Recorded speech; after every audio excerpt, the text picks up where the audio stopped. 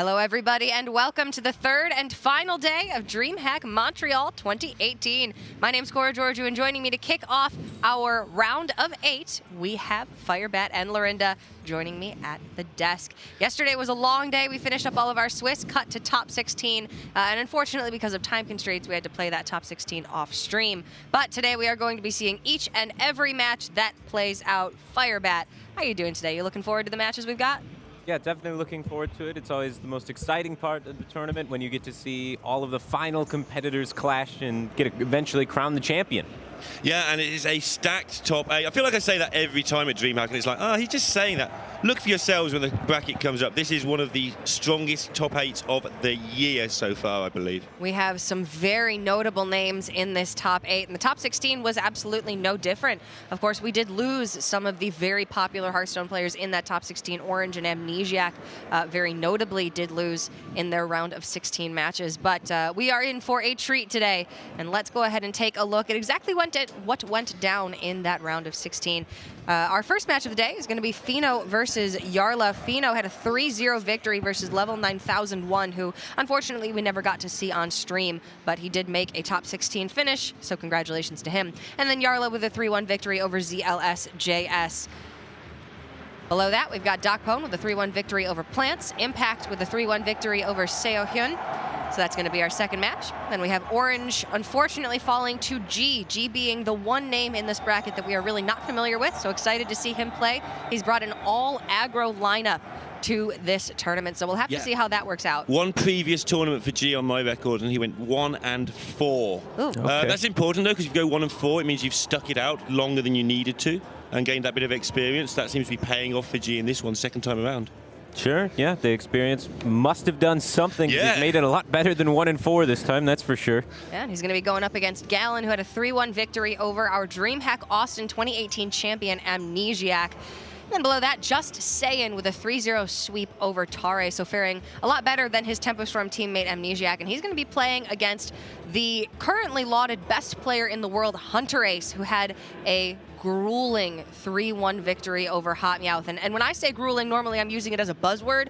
In this case, they were here playing until like 2 a.m., and it did not even go to Game 5. That game was insane. Hunter Ace was expected to lose with Odd Warrior versus Deadman's. Got a Chittering Tunneler from a pack, which got him a Deadman's hand, which he then used to shuffle an Azalina back in, which he then used to copy another Deadman's hand to get more Deadman's hands. He then shuffled in something like 7 Direhorn hatchlings into his deck. Went to the turn limit and he won on armor. That's got to be a little tilting if you're Hot Meowth. Just a little bit at like 2 a.m. in the morning. Yeah.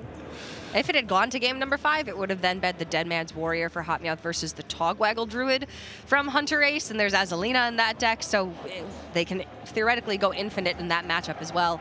And I don't even want to speculate on how that would have ended, but ultimately Hunter Ace did move on. He'll be going up against Just Saiyan in our final quarterfinal match of the day. But first up, it's going to be Jarla versus Feno. Feno has the best DreamHack record of the year by far, Lorinda. Yeah, even before this event, he was like 4 or 5 wins ahead of Ball Control, who was also ahead of everybody else. Just Saiyan was one of those in that chasing pack who's doing well. But Feno's been to 4 top 16s already this year and has had good results. He's been getting better and better. Called me out a couple of times for not picking him to win events. But Jarla himself has also had 3 top 16s, like getting lost in the shuffle because he's Hunter Ace's teammate. A lot of people getting lost in the shuffle this year because they're Hunter Ace's something. Yeah. And these two have just been around the whole circuit, putting up amazing performances all year, great win rates, loads of top 16s, loads of experience. A lot of people say that Jarla is one of the players that kind of shaped Hunter Ace early on, before Hunter Ace started, his road to becoming what he is now, which is known as one of the best players in the game. So, Jarla's no slouch, that's for sure, and he was part of the HGG team that was able to take it last year, part of the Czech team there with Stan Sivka, so very strong player. And something notable about his lineup, he's one of the few players in the entire tournament bringing Priest. What's that? The what? Oh, the Priest! Yeah, that's a class. What does that even do? I thought we were operating under an 8-class system. This is news to me. Is it anything special? Is it Mind Blast Priest? It's just regular Mind Blast Priest, but it's able to find a really good spot in the meta. I really like it in his lineup because there's so much Even Warlock in this top 8. A lot of the players that are finding success brought that Even Warlock, and Even Warlock stands like no chance against Mind Blast Priest. They just can't handle that amount of burst. Yeah, they just tap themselves down to 15. That's part of their game plan. And Mind Blast Priest is like, well, we're going to deal you 15 over the taunts. So it kind of works out pretty well for the Priest there, as well as Token Druid can fall victim to Mind Blast Priest a lot of the time. Which is interesting to see as well, yeah. We'll have to see how these lineups do then interact with each other. The bans are ready, so we can see what will be officially on the table for these two players.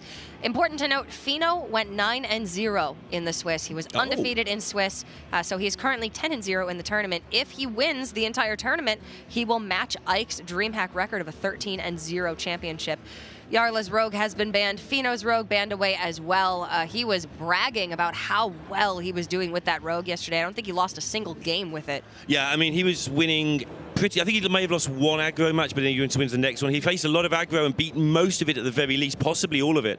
And I was talking to Gallon saying, hey, Feno's Rogue's really good. And Gallon, because they can meet in the final, so let's set this up now. Gallon was saying, it's easy if you always draw Novice Engineer Shadow Step.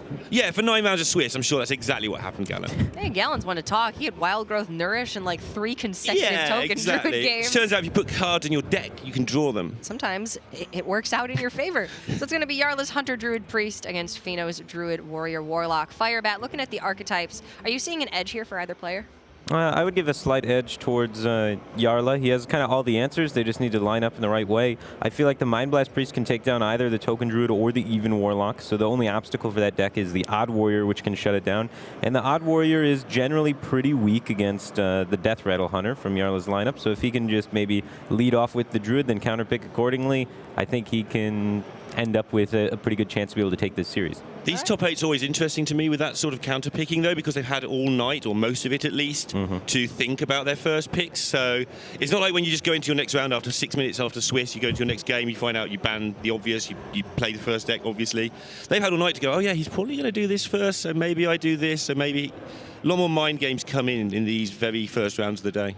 Sure. Make sure you at home are getting your vote in. Hashtag Jarla or hashtag Fenomeno in the chat. Make sure you are following twitch.tv/DreamHackHS for your vote to be counted. And I'm actually a little bit surprised how this vote is shaping up. It is massively in favor of Jarla so far. They just copy what Firebat says. I haven't gotten any predictions wrong yet. So today you're due to get them all wrong, right? Probably. That's how maths works. You should theoretically get all of them wrong to kind of balance it out, right?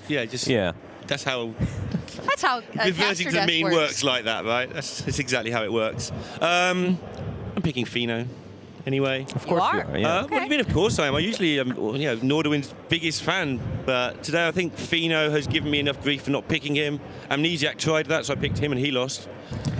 So it's Feno's turn to get peer pressure, Lorinda. You should be old enough to know that you can't go with that. I'm old enough to know that if I don't get anywhere. So peer pressure is where it's at, kids. Do exactly what all your friends tell you. Don't listen to Lorinda. He hasn't been in school in a very long time. Firebat, who are you going to be picking to win this one? I'm going to be picking Jarla. Yeah, I think the lineup advantage gives him a pretty good edge. I think he's a very solid player. Feno, of course, is a very good player as well. We've seen Feno overcome lineup disadvantages on stream already at the course of this tournament. But I still have to side with Jarla. I just like going on the lineups more so than the player's ability most of the time. Yeah. I would really like to see Feno win. I think with 4 top 16 performances or better in DreamHack so far this year, for him to finally get a win would be a phenomenal storyline. But just looking at the way that the lineups do interact, I'm going to have to go with Firebat's vote here. I think that Jarla is probably going to take this one. But honestly, I think we would have to be pretty happy with either of these players moving on to the semifinals because they're both so incredibly talented. And it would be a really, really nice story to have either of them taking down this tournament. So you really can't go wrong here with this series, and it's going to be a great way to kick off the day. And I'm excited to get things started. Yeah, it seems good. Nordavind playing against Tempo Storm in one match and F2K in the other, the two teams that finished above them in the team standings in the first season of that event. So chance to get instant revenge if they take down those two matches as well. Yeah. We can actually take a look at the final votes here, and things actually did shift into Feno's favor. So it looked like Jarla was ahead in the audience votes right off the bat, but then they did end up ultimately siding with you, Lorinda. And I think this one is definitely stemming from the fact that Feno is a more popular player, more people have heard of him, but can he overcome a lineup disadvantage?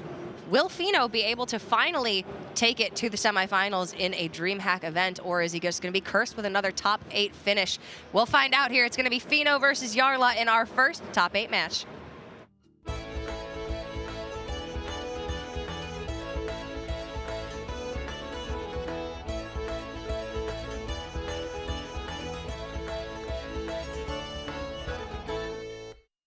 Yep, and Cora has deserted us and left us to it, so it's myself and Firebat going to be calling the action in this first one.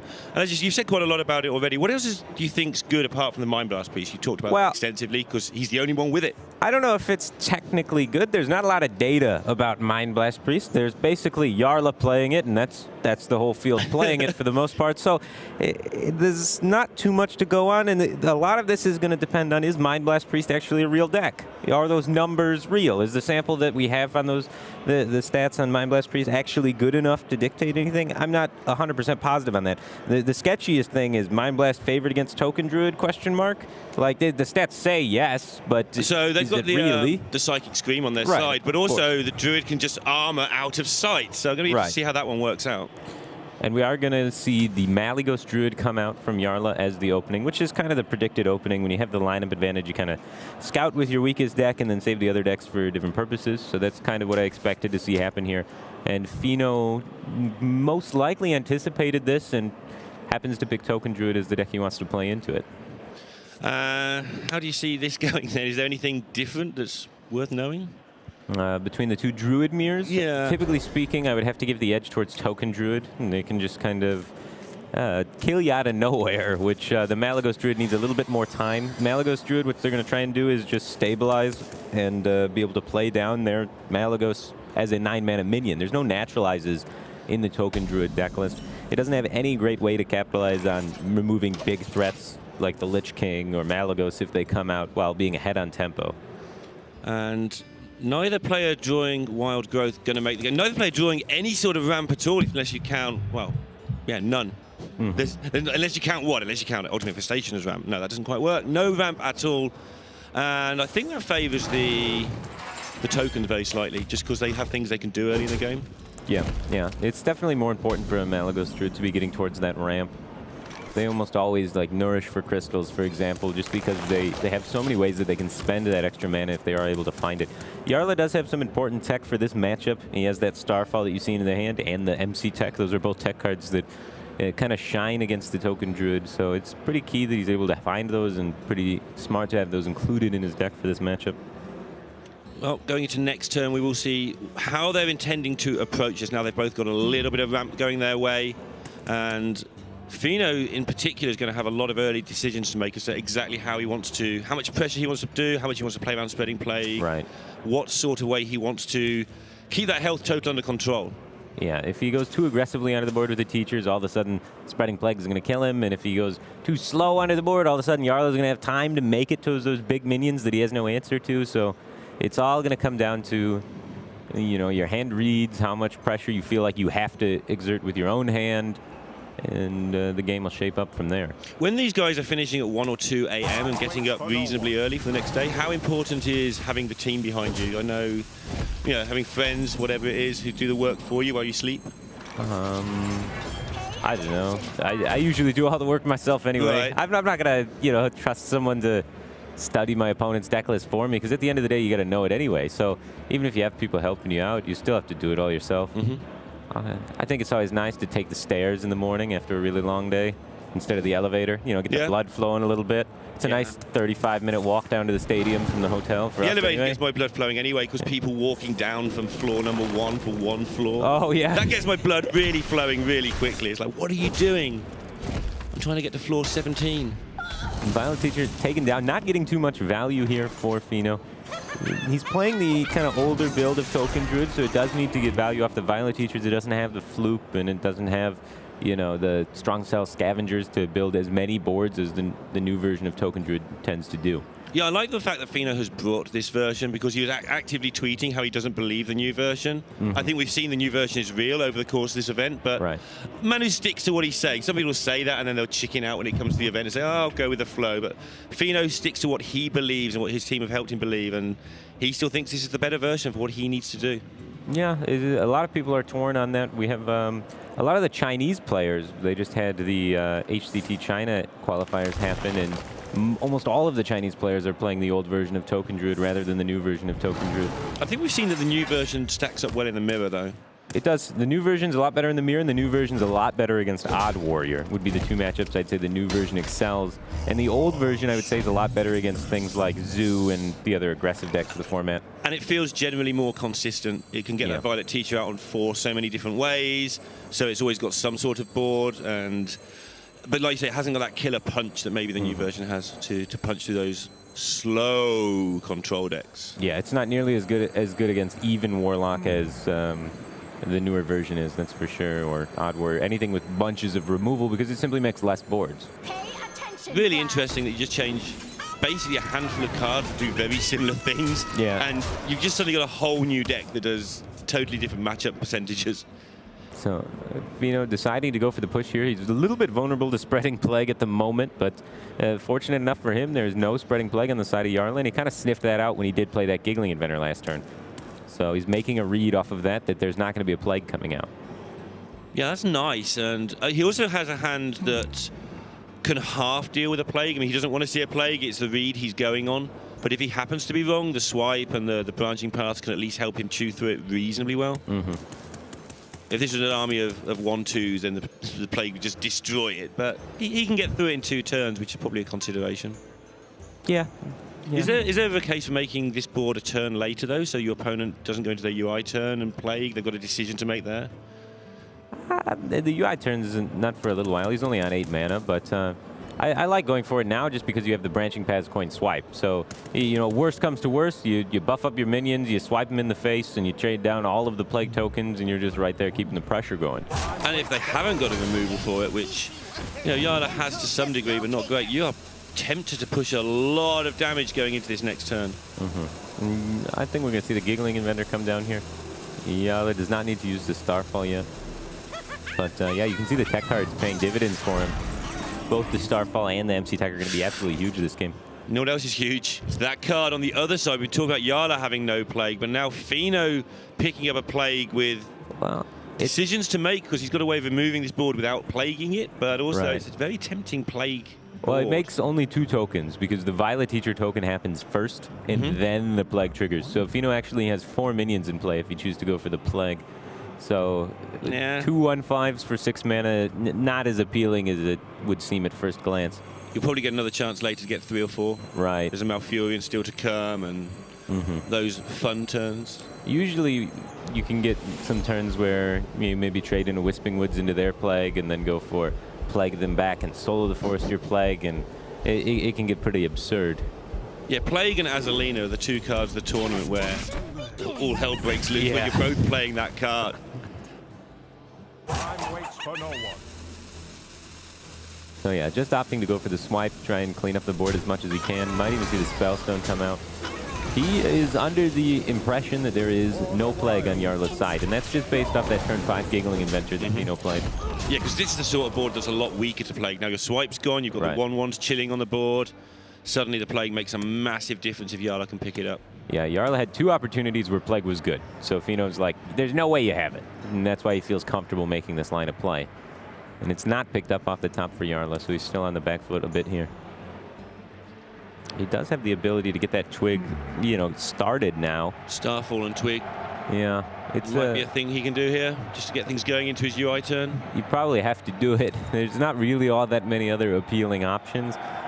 If you don't remove this board, you're going to die. You're only at 18. Yet your opponent hasn't used any rowers or branching paths yet, so you have to be, you know, on cleanup duty. And even though it's not super pretty, it seems like the answer sets up to maybe UI the Teacher next turn. And you know what? 4 more turns, you'll have the big tempo swing of the Twig. Yeah, he's got a couple of considerations. First of all, you know, am I UIing the Teacher? The answer is yes. Also, I'm saving the time until after the UI most likely, but I could play it now if I want to challenge the board. Just even the simplest of turns always has something that you've just got to consider at this level where you don't want to make a mistake against Feno that costs you 1%. Yeah, I would love to see him save the Tyrant here. But it looks like he's thinking about playing it. He wants that board presence. He wants to just contest the teacher straight up, maybe have the UI to be able to go towards something else. This also removes his ability to go play the UI and then play the Tyrant and then play Floop if he draws enough the UI. Some awkward situations if other minions came down here for Feno, like this could be an awkward situation had he not played that Tyrant. Because then your UI's a bit all over the place, 2 targets he needs to attack. But it's turned out awkward anyway because Feno has just demolished it. Yeah, he's got the swipe to just remove it there. The fact he had to kill it points to the fact that Jarla made the right play though, because if it wasn't killed, then it does good stuff. Sure. Not trying to dig for the Plague with the Wild Growth, just committing to the UI here, hoping to find some Moonfires to be able to stabilize this board, and he does pick up to not be dead. Yeah. I mean, he just needs one Moonfire to remove a lot of the pressure from the board. And he is able to pick it up. Now he's thinking about using it or not. The number of times you use the Moonfire and then 6 turns later you think, well, if I hadn't used that, I'd win. But I think he's dead to so many situations here. Yeah, he's got 6 in play. A Roar would be 8, and then a Hero Power brings it up to 15. So he's dead to just Savage Roar if he doesn't utilize the Moonfire here. Does make his job a lot longer and tougher, though. It means that Feno gets more time to establish more boards. Well, he's going to be dead to the Savage Roar branching paths there.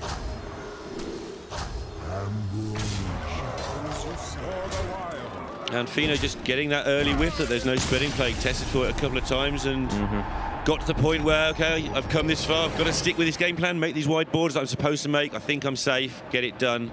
Yeah. Move on to game 2. Really clean, really clean. Just get the hand read and then go all in after you have the hand read. When your opponent doesn't top deck the Plague, when that happens, easy game. Yeah, hand reading's a thing. Yeah. I've seen Twitter debates where people say it doesn't matter much. I'm like, now, when you're able to figure out, hey, he doesn't have Plague, it's pretty important in this matchup as Token Druid. When you're able to identify that and then just commit really hard to the board, it's going to work out pretty well for you a lot of the time. And that puts Feno, that was an important win, obviously. Right, very important. I mean, every win's kind of an important win. Yeah, it's more so in last two. I know in Conquest, not so much sometimes. Sometimes in Conquest, one of your decks you know is going to win at some point anyway, so it's not quite so big, but... So now we're going to see the Priest come out to be able to take down the Token Druid. And assuming that the Priest counter Q worked successfully, then we're going to see the Odd Warrior come out to take down the Priest, then the Death Rattle Hunter to take out the Odd Warrior, and then it'll end with an even Warlock versus Death Rattle Hunter, which stats say is like 53% in favor of Death Rattle Hunter. How good are you at drawing Vexar? Yeah, it's like a really close one. So we got a doozy lined up. Yeah, it could be a long series, but... None of us have really seen the Priest versus the Token Druid for some time. Obviously, it's going well because there's a lot of Token Druid here and Jarla's in the top 8, so got to assume that's been working for him really well. But interested to see how Feno approaches this, and interested to see that Jarla has that Pyromancer crossed out right now. Yeah, that's kind of interesting, huh? Pyromancer early is one of your best ways to deal with Whispering Woods, but he just kind of values going for minions and getting pressure on the board rather than trying to build Pyromancer combos. And keeping the dragon, because now when you draw that thing, the Dustbreaker, now you can use it. Even more important than Pyro. Maybe if he had the coin, he'd keep the Pyro, I guess, but Dustbreaker active seems like a pretty good way to deal with Whispering Woods, and I have to imagine a lot of times your Druid opponent's not going to play Whispering Woods on 4 just because you do have the 2 Pyros and you have the 2 Dustbreakers that you could potentially have to clean it up. Yeah, Feno showed he's in no hurry at all. He kept Malfurion. That instantly shows you what his plan is for this game, which is just get some armor. Fatigue, yeah. Could well be. Could well be, yeah. Just maybe practice the matchup, and he's like, as long as I just armor up every single turn and play really defensively, I can just win in fatigue. Yeah, occasionally threaten them so they have to Psychic Scream and miss a go. Maybe do that a little bit later so they can't Anduin as quickly as they'd like. Just put them under weird kinds of tempo, mana pressure. Yeah, exactly. This matchup does not have a lot of data around it, so it's really tough to say who's actually favored. I think this one could be one where the stats could very easily be wrong. Yeah, and we were talking yesterday a little bit about data and usage, and Druid in particular. We're saying, like, how do you know sometimes what was played? Right. Sometimes Druid data is really wrong the because data site just sees a wild growth and a couple of other cards, yeah, and you lost. It's like, well, what lost? Yeah, and Spreading Plague sometimes wins games by itself. So then you don't get to see the other Druid cards. You never see the Malagos come down or the Togwaggle or anything like that, and it doesn't have good ways of identifying what type of Druid it is. Yeah, that's not a dig, by the way. That's just another alert. Be careful when using data sites. They are very, very useful if you use them correctly. F2K in particular, with Feno board control, swear by them. But they use them judiciously. They look at what they're actually looking at. What data does this mean? Not just click on a deck and say, oh, it's 53%, therefore it's the best deck. Yeah, exactly. It's never quite that simple, unfortunately. You have to do a little bit more work than that. One thing board control does on his stream, Feno's teammate, is he talks about, okay, this deck is running as the best deck on HS Replay. I don't believe it, but I'm going to play it 100 games or 50 games to see why it's running so well. So he uses it as like an alert center. This deck could be a deck. I don't believe it, but hey, if it's running at 60% against the whole field over 300 games, I should probably know what it does. Sure. Yeah, and then maybe you take whatever piece that deck's working well, incorporate it into something else, and suddenly you get Subject 9 Hunter. Boom. Learning. Which is what he's pretty much popularized.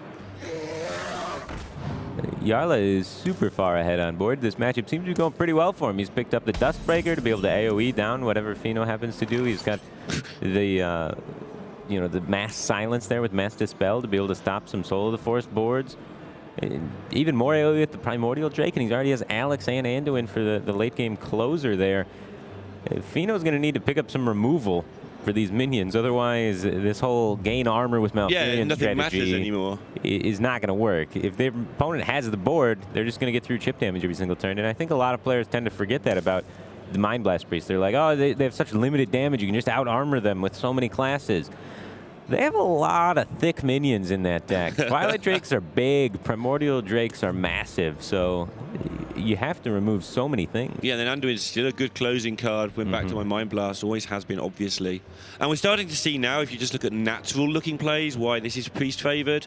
Feno's natural play here would be to hang on in there, turn 7, Whispering Woods, Coins, Soul of the Forest. Then you get Psychic Scream, you've got a deck full of 1/1s. Yeah, it's not very good, and he can't deploy the Violet Teacher here to very much effect. He gets double traded into on board, so he's kind of forced to go with the Whispering Woods here, otherwise his Violet Teacher just dies for little to no value. And this doesn't end well. No, not even close. There's some upside. You get to damage your opponent's board with their own Dustbreaker if they go with that route. Yeah, you get to damage their Cleric. Great.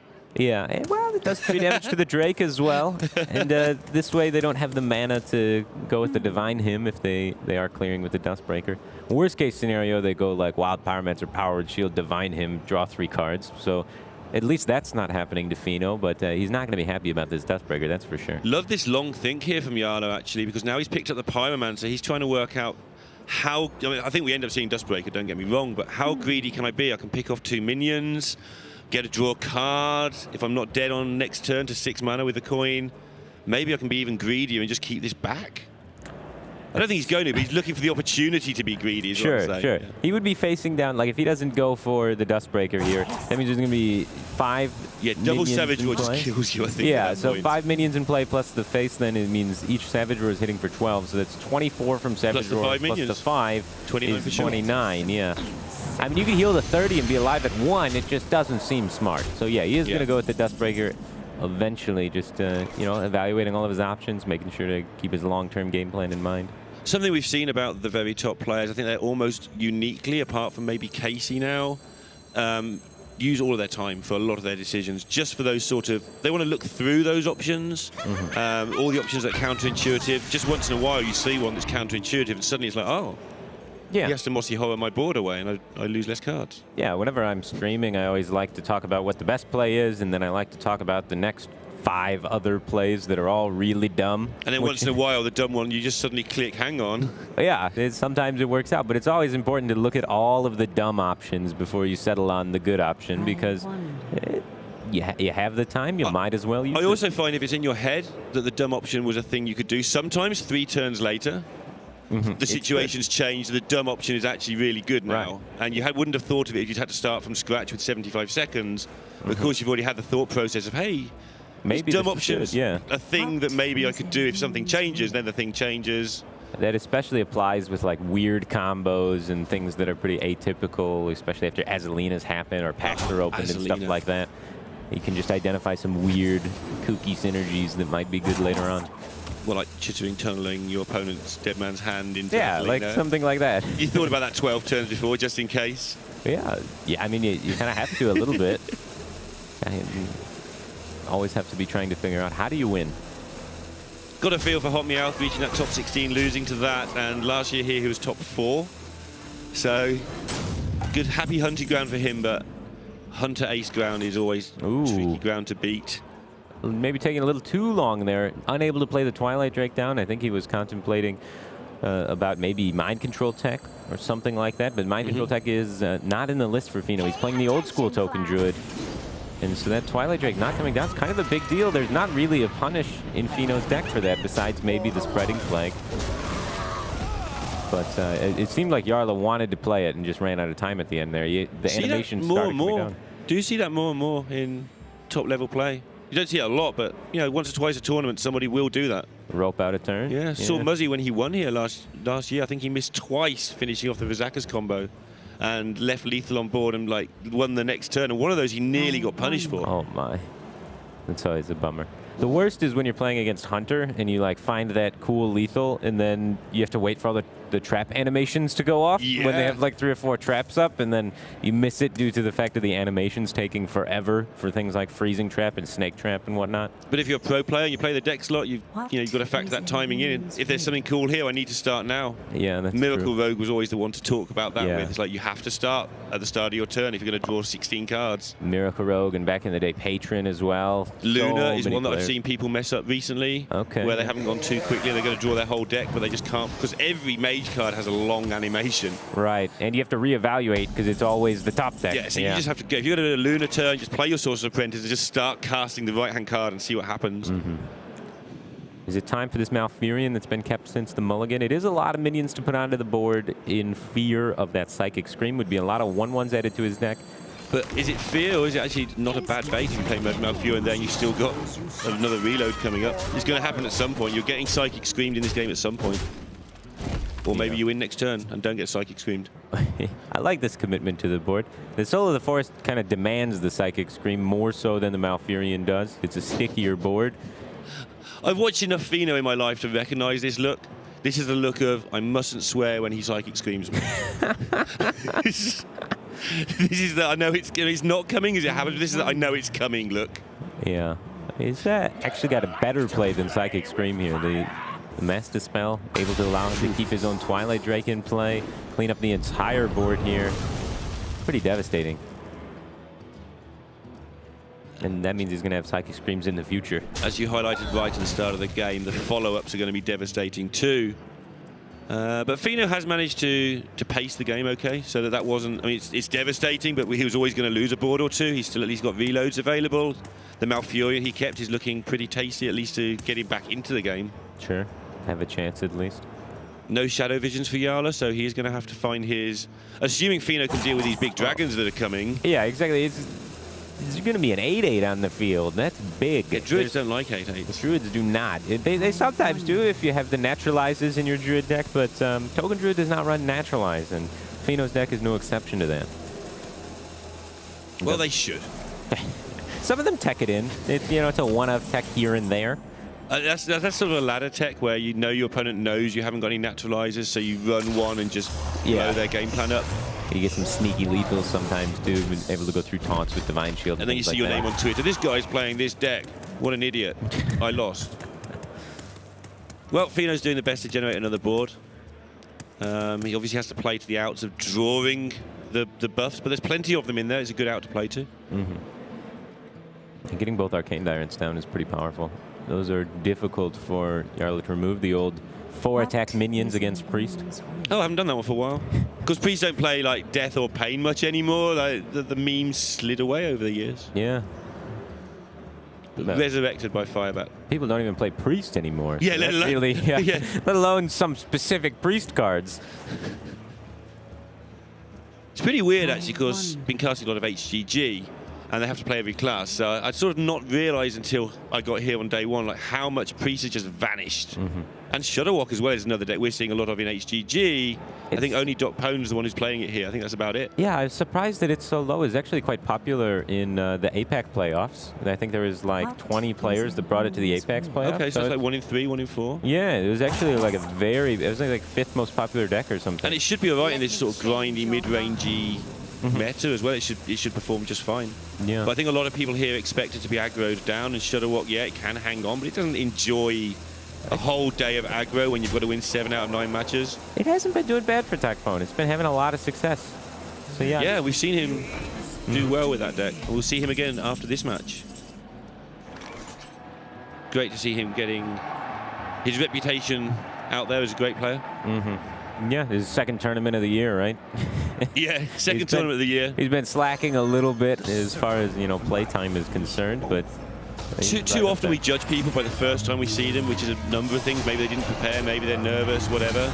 Just seen that Blood Trail has qualified again for championships for the second time in a row. He's a player that struggled on camera.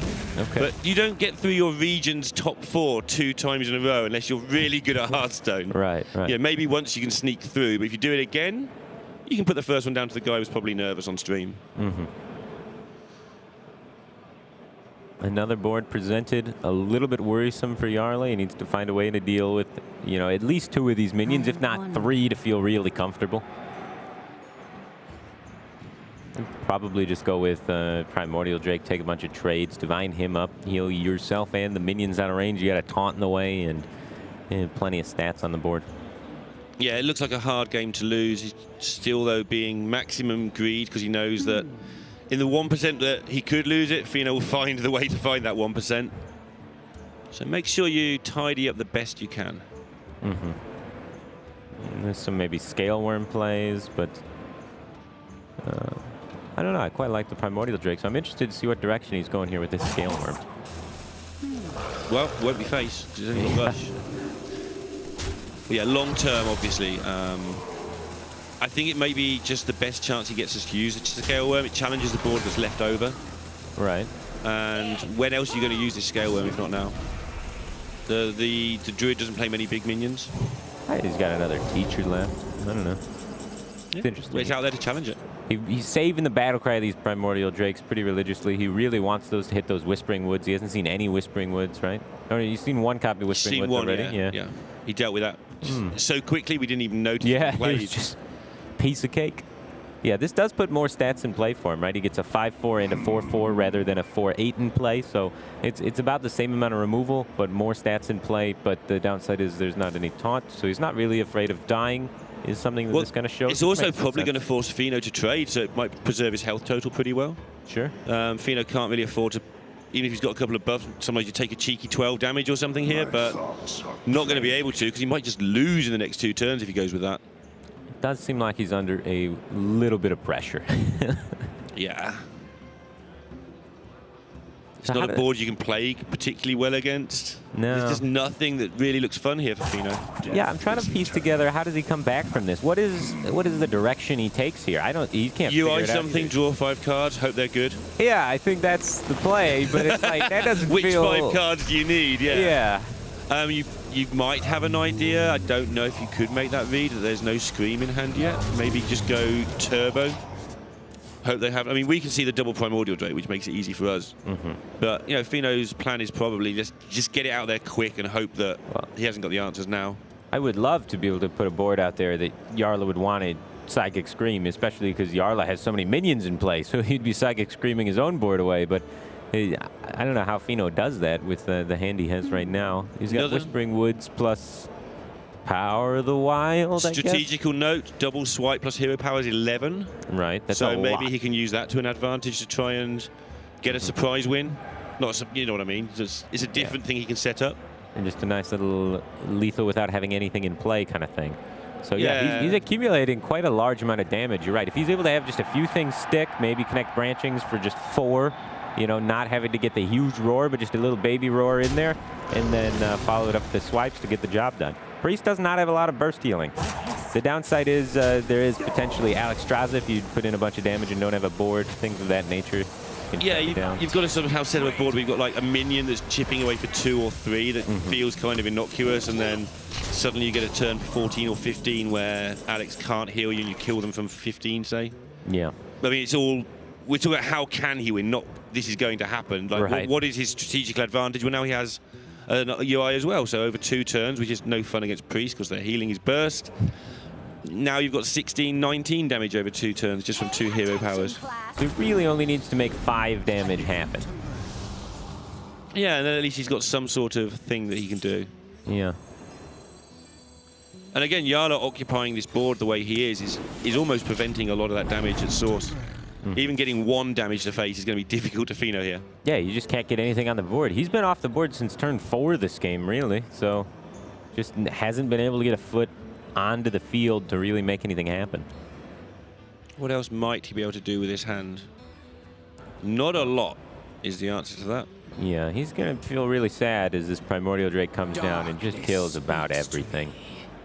Yeah, can't see much better at first glance than that. Yeah, just 100% of the board is going to be dead. And you're facing down just giant dragons. You maybe even trade off the 4-2 to play around Plague, knowing that Feno's running out of ways to generate boards.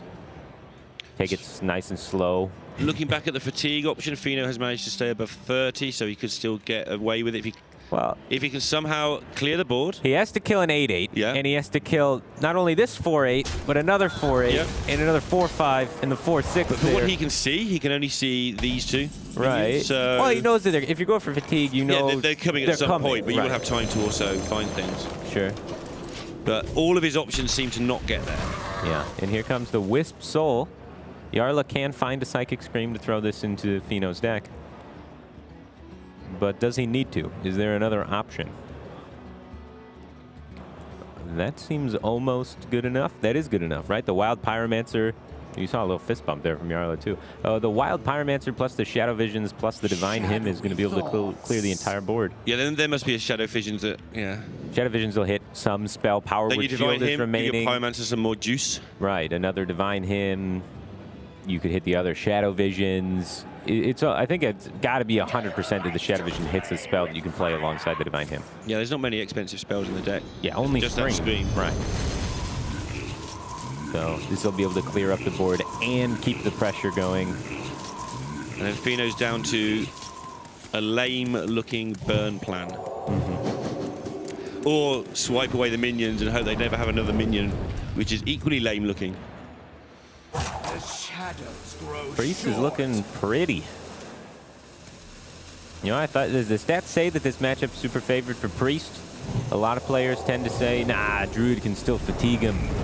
It's like pretty tough for Druid to fatigue the Priest. Yeah, and Feno did go for that plan, I feel like. He kept Furion to try and get some armor. The combination of removal to stop the Druid ever being able to fight back, whilst you're just hitting them with 4 here and 7 there. Yeah, if Druid's going to fatigue the Priest in this matchup, it feels like it just needs naturalizes. It needs something to kill these big minions. And if it just has a few more pieces of removal, maybe it could do it, but without naturalizes... And yeah, swipes and UIs just don't get it done. Your Spellstone takes too long to get it up big enough. And there's only 2 of them, and they don't do 8. Yeah, there's 4 8s, kind of, if the Twilight Drakes are big enough, and an 8/8. So there's like 5 really big minions. Yeah, and you can only heal for 3, so even if a 4/8 sits around, it's chipping away, annoying you.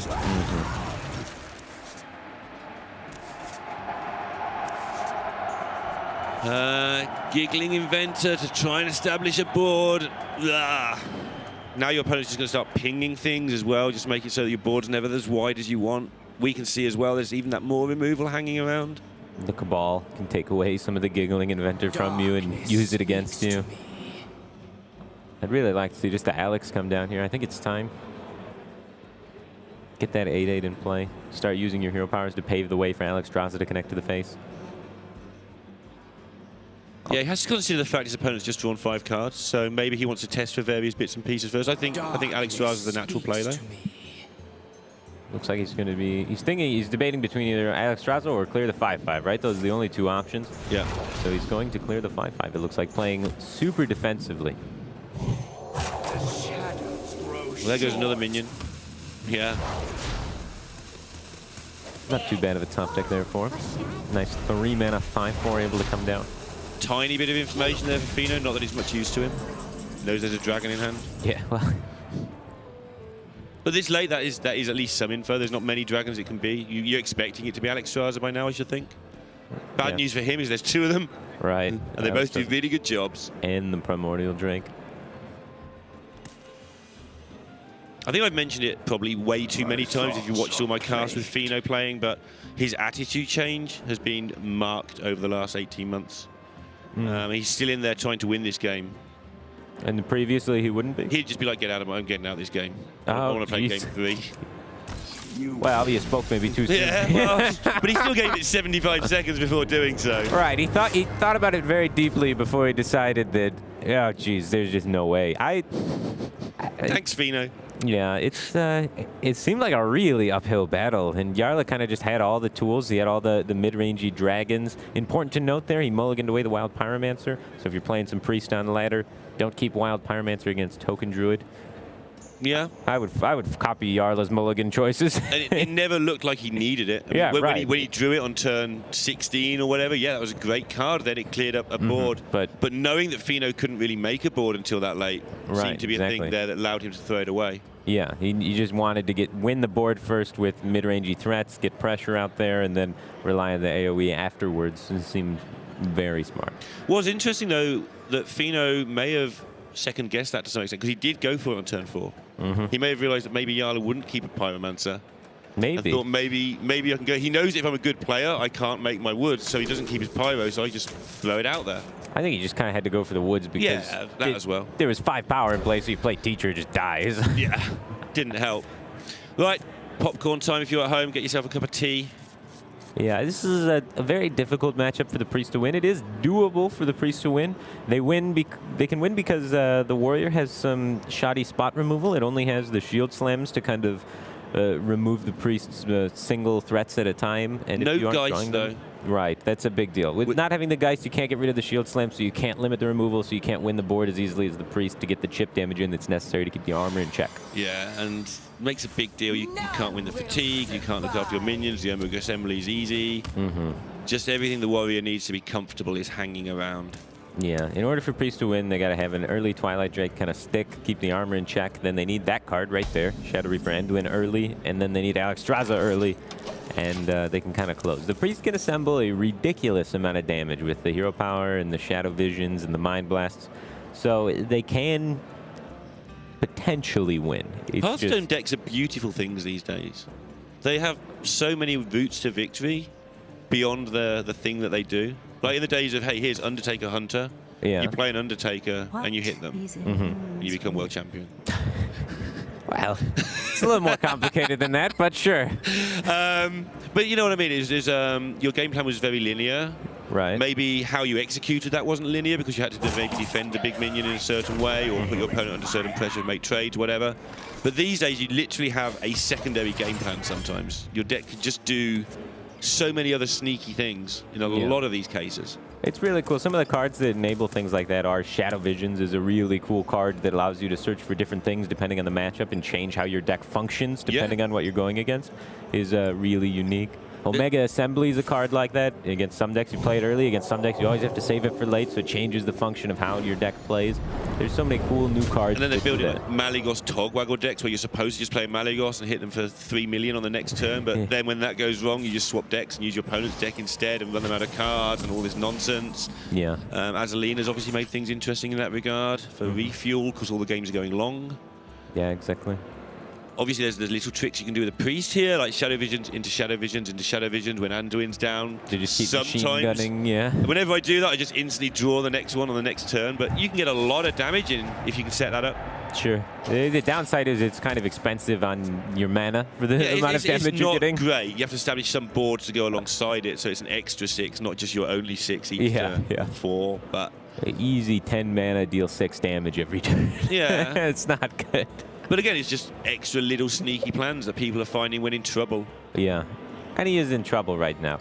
I think he's going to try and stick to the plan of let's play 1 minion a turn and hit him in the face with it to try and make Super Collider obsolete, Brawl obsolete, and Reckless Flurry obsolete, so that your only really good removal is then the Shield Slam. And then let's hero power your minions down with Anduin while we push 1 minion at a time and try and take this game for 60 turns. Yay! And then it'll be a draw. I'd say. I always liked. I think Zalay, I think you might have been with him when Zalay played some sort of Azalina Benedictus priesty mess, and you were winning on 60-turn timer just by having 40 health. Oh, because you were playing yeah, the quest at the same priest, time. The Benedictus quest priest. So they can't have 40 health, and you've always got 40 health, and that's like a win condition for.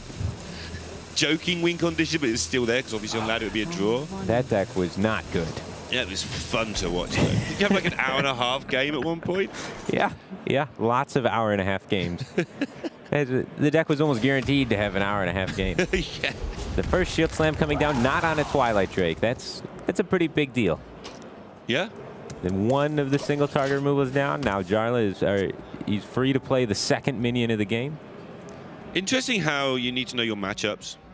If you're newer to Hearthstone, yesterday we were telling you when you're watching a mage versus this situation, don't play 1 threat at a time. Save them all up, try to have a burst time. And then new players watching say, they're telling us to play 1 threat at a time now. What's going on here? Mage and Priest are very different. Exactly. Priest has a lot of value, and then Mage gets a lot of value by playing things together all at once. They get, they can capitalize off the anomaly and things of that nature. So. Yeah, super different for the Priest. General rules are not good things if you apply them very incorrectly. Yeah. Jarla's thinking about just trying to cycle here to find a bigger minion. Committing one of these smaller minions maybe is just not enough pressure for him. So I think it's either you go with the Dustbreaker or you just draw a card here, looking to hopefully find something a little bit more pressure to put onto the field. Doing nothing is actually an option. But yeah, it's always an option. I mean, so it's actually a realistic option as well, just not do a thing. Well, if you do something, your opponent has the ability then to play down the 5-mana guy. The bombs. Ziliax or Dynamatic? Dynamatic, yes. Sorry, the new card names are always so elusive for a little while for me. Yeah, I don't. If I wasn't casting, I'd know none of them. Casting, I still have to learn them because people like me to know what the cards I'm casting are called. But in general, I just learn what cards do and call them that thing that makes 2/1/2s for the longest time. Yeah, so not playing a minion going into the Odd Warriors turn 5 plays around the potential of Dynamatic. If Feno didn't have another 5-drop besides Dynamatic, he might have just played it there, for example. This hand is not super pretty for Jarla. This also from Feno is an attempt to get Jarla to play more than 1 minion at a turn, because now how do you challenge a 3/6 as Priest? Right, you kind of have to play more than one thing to kind of push your way through it. Trying to set Super Collider up a little bit. I mean, playing a minion, setting up a Super Collider is a bit of a reach, but it's going to actually have that effect if he's not careful. Trying to work out if the Warrior has any need to play Azalina with this. I mean, stealing Anduin's fun, but you just need your tank up. I think it's just better. Yeah, you don't really want to play Azalina until you're just completely out of cards. And looks like Jarla doing another do-nothing turn. Curious what he was looking for off that Visions. He ends up just taking another Visions. Going again. Yeah, he's going for the big burst. So if you leave it, I've seen people leave it too late trying to draw some of the other things to get the 100% Visions. Right. But the downside of that is if you draw the Mind Blast, it's not. There's no Mind Blast anymore. Especially with already have drawn one Mind Blast. Yeah. Yeah. So that was sort of forced, I think. You're not going to win with this with 2 Mind Blasts and Anduin. You're going to need Mind Blasts to do a lot of good work. Yeah, you're probably going to need like all 4 Mind Blasts to this game if you're going to be able to take it. So he's got a nice Psychic Scream to send 2 minions back into Feno's deck. Lowers your maximum hand size to 8 for the rest of the game when you go this route. Because Mind Blasts just sit there for the rest of the game until it's time to try and win. It's just put a bit of hand size pressure on you. You have to actually play things. But you're going to have to in a minute anyway. There's 2 minions trying to hit you. Yeah, he's just going to start taking a bunch of damage over time if he doesn't start removing things. But you do want to hold off as long as possible. The more cards you can play in Death Knight mode, the more pings you get. If you have to play a bunch of cards before you turn into Anduin, then suddenly you're missing out on a lot of potential hero powers that you could have gotten. Yeah, it's not Razaka's piece where every card in your deck just draws more cards rapidly and kills you. You've got to grind it. Yeah. 2 here, 2 there. Space them out, weave it in. Yeah, you become the world's worst hunter. Yeah. Weaving in those damages. The slow burn. Death by a million little pings. Feno's getting a little bit bored. He does seem impatient, yeah. He's stirring the pot a little bit, hanging out with all the he'll do that. doodads, Just on Twitter a lot as well.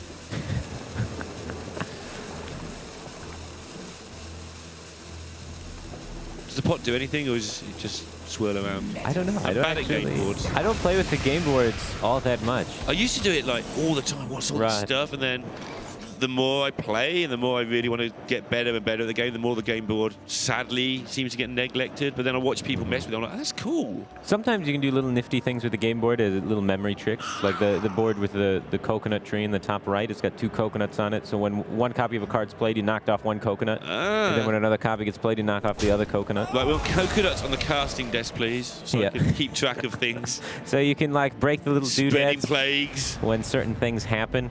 Back when I used to be, you know, competing in tons of tournaments all the time, I had different little tricks for different things that I'd knock off on the board when certain events happen in certain matchups. Wow. So I'd, you know, be able every last edge. You got to take notes on the board because you're not allowed to take notes in Blizzard events. You can take notes at DreamHacks, but in the Blizzard events, you weren't allowed to take notes. When do we see the first person disqualified for removing a coconut from a tree? I don't know. Maybe they might do it. It's some form of note taking. Getting an edge from the coconuts. I don't think Feno's getting any edge here, though. He's just playing with the board. Yeah. It's hard to say anymore if players are slow players, because I think nearly all, I've said it earlier about Casey, but nearly all the top pros now are very grindy, especially in this meta where mistakes are heavily punished because you use a lot of percentage of your deck, so a mistake now can resonate to turn 25. Yeah, especially in this game. This game is going to use all 30 cards in both decks. Yeah, so if you've wasted your Twilight Drake now that could do 8 damage on turn 27 when Feno's out of removal or something. Right. Or whatever. Just example pulled from my head, yeah. Then you're going to find yourself in a tough spot. Yeah, you're 8 damage short suddenly. So perfect time for the Elise to come down. He just saw the Anduin get played, so he doesn't have to worry about the battle cry of the Anduin slaying that Elise. And while we've been talking, Feno's health total... It keeps going up. But it's going up quick, though. It's going to go down a little bit at a time, very gradually. Now what Jarla wants to do is he wants to develop 1 minion at a time while pinging down whatever minion Feno plays, and then rinse, repeat, as the 1 minion continually gets removed by some fashion until Feno runs out of single target removal, and then he's forced to, like...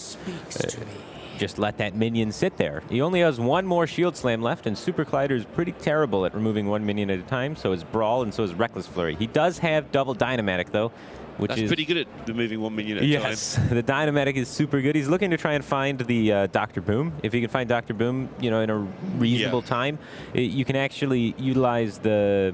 Delivery drones is a good one. Get yourself some minions. Yeah, it's not too bad. And just the general rush on the minions that are going to come out from these assemblies is really good. You just rush in whatever, and it's able to kill everything. Once you're at like I would say, you know, 75 health total, it's good to turn into Dr. Boom. Before that, it's a little risky from the burn of the Mind Blasts and things like that.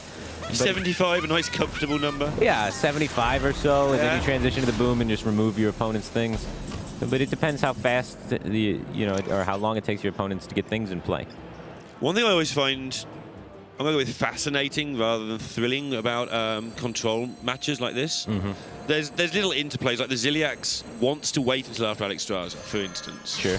And so if Jarla can force that down, that'd be a tiny victory. If you get enough board and the Ziliax has to be played to remove something, for instance. Yeah. But there's a million of them. There's a lot of those little interplays that each card has a job, and if you can force that card not to do its job, you know, you swing it 1% your way. If you do that 4 or 5 times, suddenly you're in the game.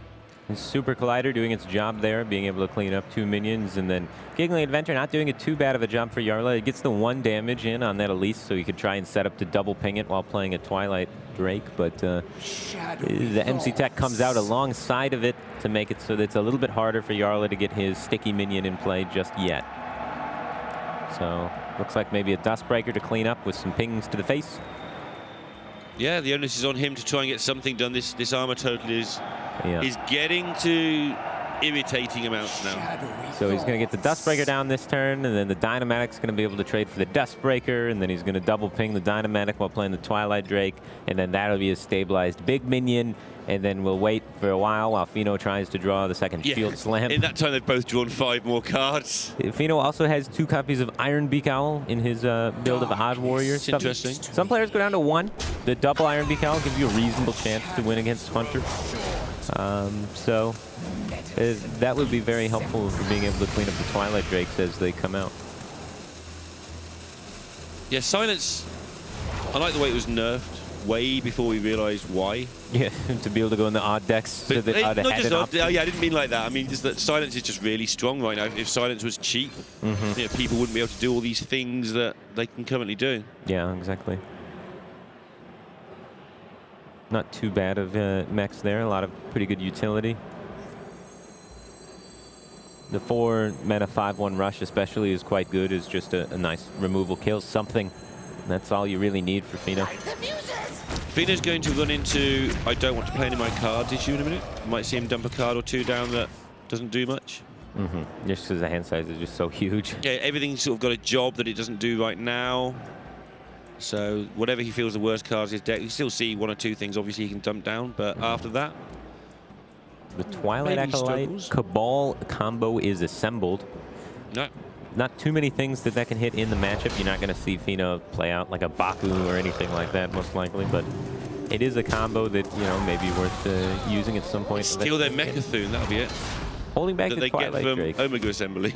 The Twilight Drake is the only dragon, so that may be the reason why Jarla's holding back the Twilight Drake here, but this 5/1 dies on board. It's not the most impactful development.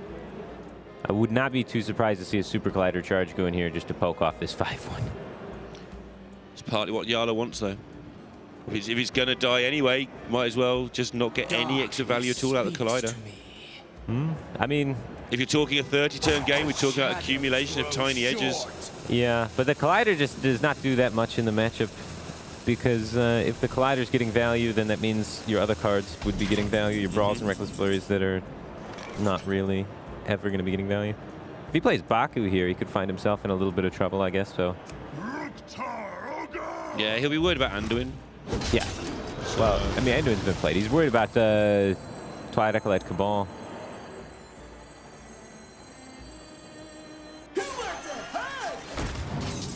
Well, there's some pointless damage. Yeah, he's just playing a card to play a card at this point. Maybe it contests something. Maybe it baits a Cabal. This Primordial Drake is juicy. Yeah, it's not a bad way to get a Primordial Drake to maybe get played, so that then you can faceless it. I don't know, Feno looked up at him. I think you might be the faces. Do you faces this? Yeah. Yeah. What are you saving it for? Whatever my best Omega Assembly card is. That could be true too. I don't hate the faceless. He can also remove it with the Steel Rager alongside the Dynamatic, kills it. We've seen Steel Rager not be too bad in this tournament so far. Yeah, it doesn't seem like turns out that a card. 4-mana killer thing is it's kind of a bad polymorph. Well, in Odd Warriors especially, it's just a deck that's just hurting for any sort of removal that it can get. It doesn't have Execute. It just has all the life gain in the world. So any sort of removal plus infinite life gain, you know, is super, super good. Yeah, I mean, in a game where you weren't against a deck with such damage, such burst, your hero power has just made this Primordial Drake useless. It just does nothing till you put a second minion down. Obviously, it does, because in this matchup, Feno needs to defend his armor because his health is under threat with the Alexstrasza. Right. He doesn't want to do it because he's going to miss a tank up. He's just trying to find a way. Is there any other way I can do this so I can tank up this turn?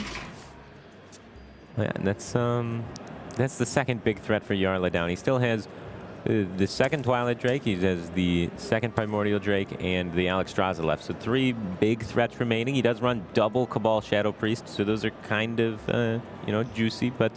Back in mid, you got another coconut off the set. Yeah. Be able to mark that down. If only I had like another way of recording things like paper.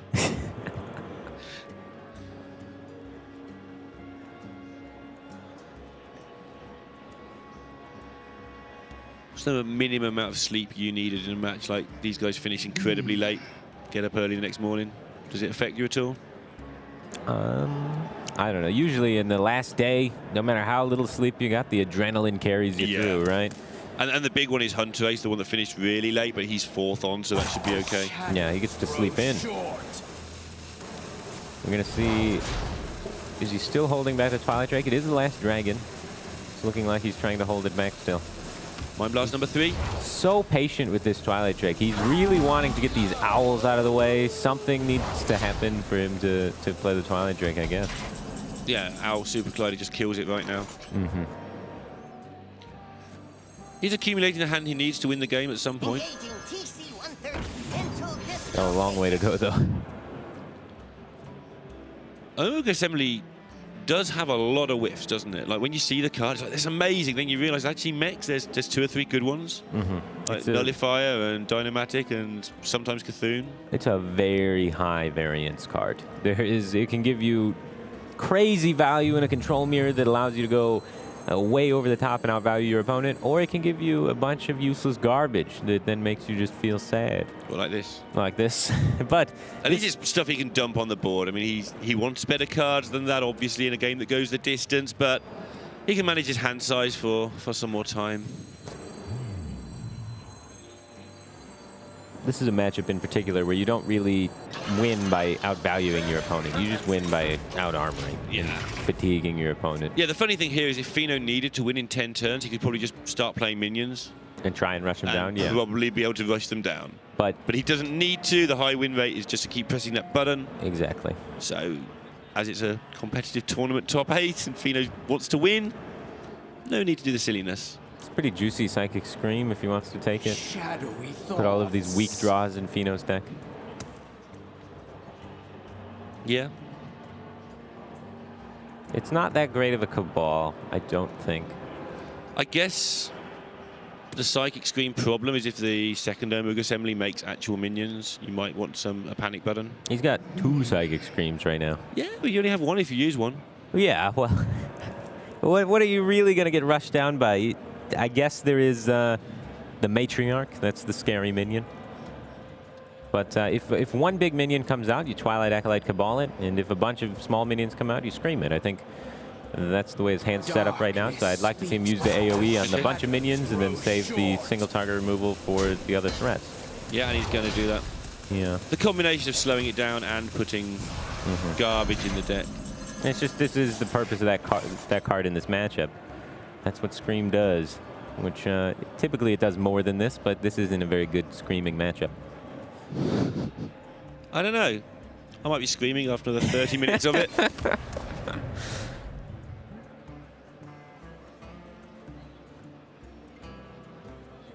Armor pass.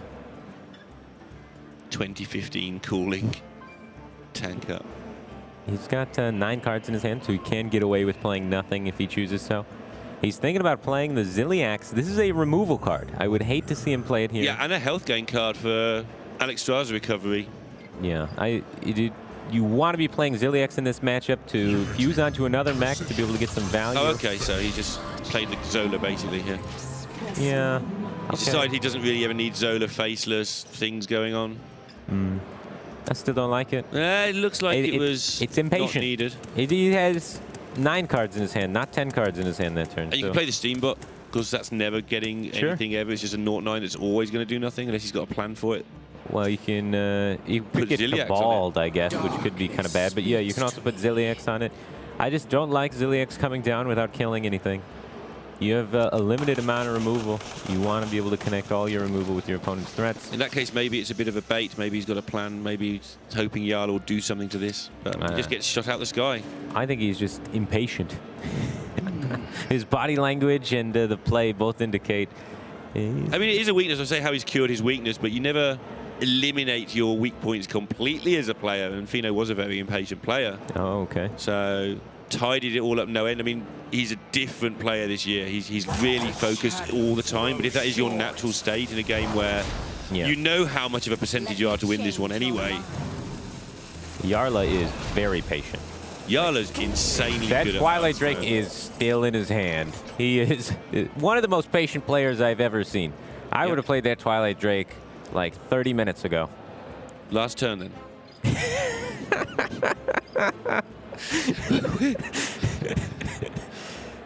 Something like that, yeah. Yeah. No, this is why Jarla does so well. It's also why people don't yet really remember him that well, because people tend to remember the flashy, happy-go-lucky guys, and Jarla's the opposite of that. He's the grindy guy. But his results will eventually, I mean, they're already there, but eventually people will realize, like, this guy just makes top 16s for fun in tournaments. He makes top 25 in ladder for fun every season. You know. He was very well respected in the Czech HGG team when they won last year, yeah. And I think the thing that really sent him, for me at least, from ladder grinder to super serious competitor was last year.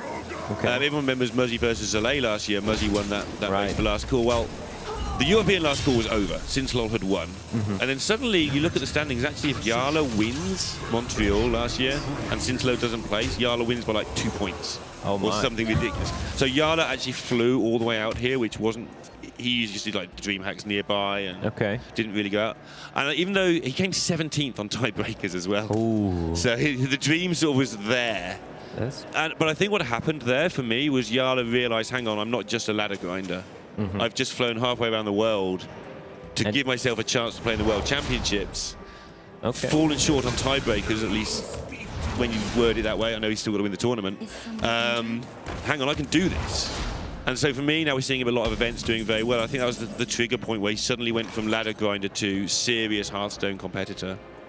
Sure, yeah, and that's good to see. He's been just putting up consistent results ever since then. Yeah, I mean, he was before, but only on ladder, you know, some decent finishes in playoffs, that sort of thing. And now he's got Hunter Ace and, you know, Cobain, Zorkthar, NTR, all that lot around him at Nordavind for some extra input. And definitely a good group of players to hang around. I mean, Zorkthar, again, I sort of consider as the evil mastermind behind Nordavind. It's not a very nice picture because he's a lovely guy. But what makes him so evil then? Where's the... Okay, so mischievous. Mischievous isn't right. It's like the guy who sort of stirs it together, concocts the best lineup, takes over the world. That sort of guy. Takes over the world. Well, Nordavind are taking over the world. They're in the top 3 teams. They've got 2 in this top 16. That's true. They're doing very well. Slowly but surely taking over the world. They've got Hunter Ace on the team. They got Tempo Storm to worry about still, though, and they got. See that clash again later. They got F2K to worry about still. Seeing that clash now. Yeah. They're having to go for 2-pronged attack here. Seeing who's going to be the #1 Hearthstone team. What I was going with Zorkthar is not just the Nordavind lot that he's helped out. He's helping out people like Glazer before Glazer went to F2K with preparation. He's one of those guys who can sit there and just work out lineups, help people with lineups, test people's knowledge of their own lineup. Like, I'm going to take this, and he'll go, what happens if you run into this? And make sure they're happy and they've made it for the right reasons. He doesn't necessarily interfere. Just make sure people are doing what they think they're doing. Yeah. There's so many different practice groups in Hearthstone, so many different guys that you know, work together. It's kind of weird in Hearthstone where like there'll be teams of players, but they won't practice with their team. They'll practice with their practice group instead of their team. Then there's this weird situation, but I think the teams are getting more tight knit. Right. And wake up! The Alex Straza alarm's gone off. Yeah, he had 9 mana. It seemed like a reasonable thing to play at the time. Ziliax is gone. Ziliax is gone. He still has 35 health to work through with only 3 Mind Blasts.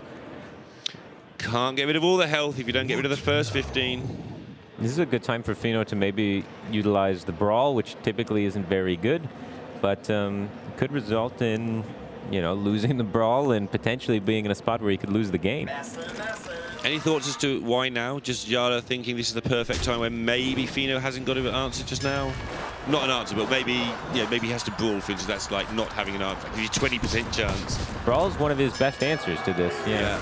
So yeah, I think it's very reasonable to put the Alex Straza down on that board, hoping that he brawls and hoping that you win the Brawl. Yeah. There's only the 1 copy of Shield Slam that he could use other than the Brawl, or I mean the Reckless Flurry, I guess, to remove it there. And that situation's not getting any better in 10 turns time. Lost in the jungle, Giant Wasp, and some other junk. Giant Wasp is pretty good. That was played for a short time in Rizaka's Priest as a removal tool.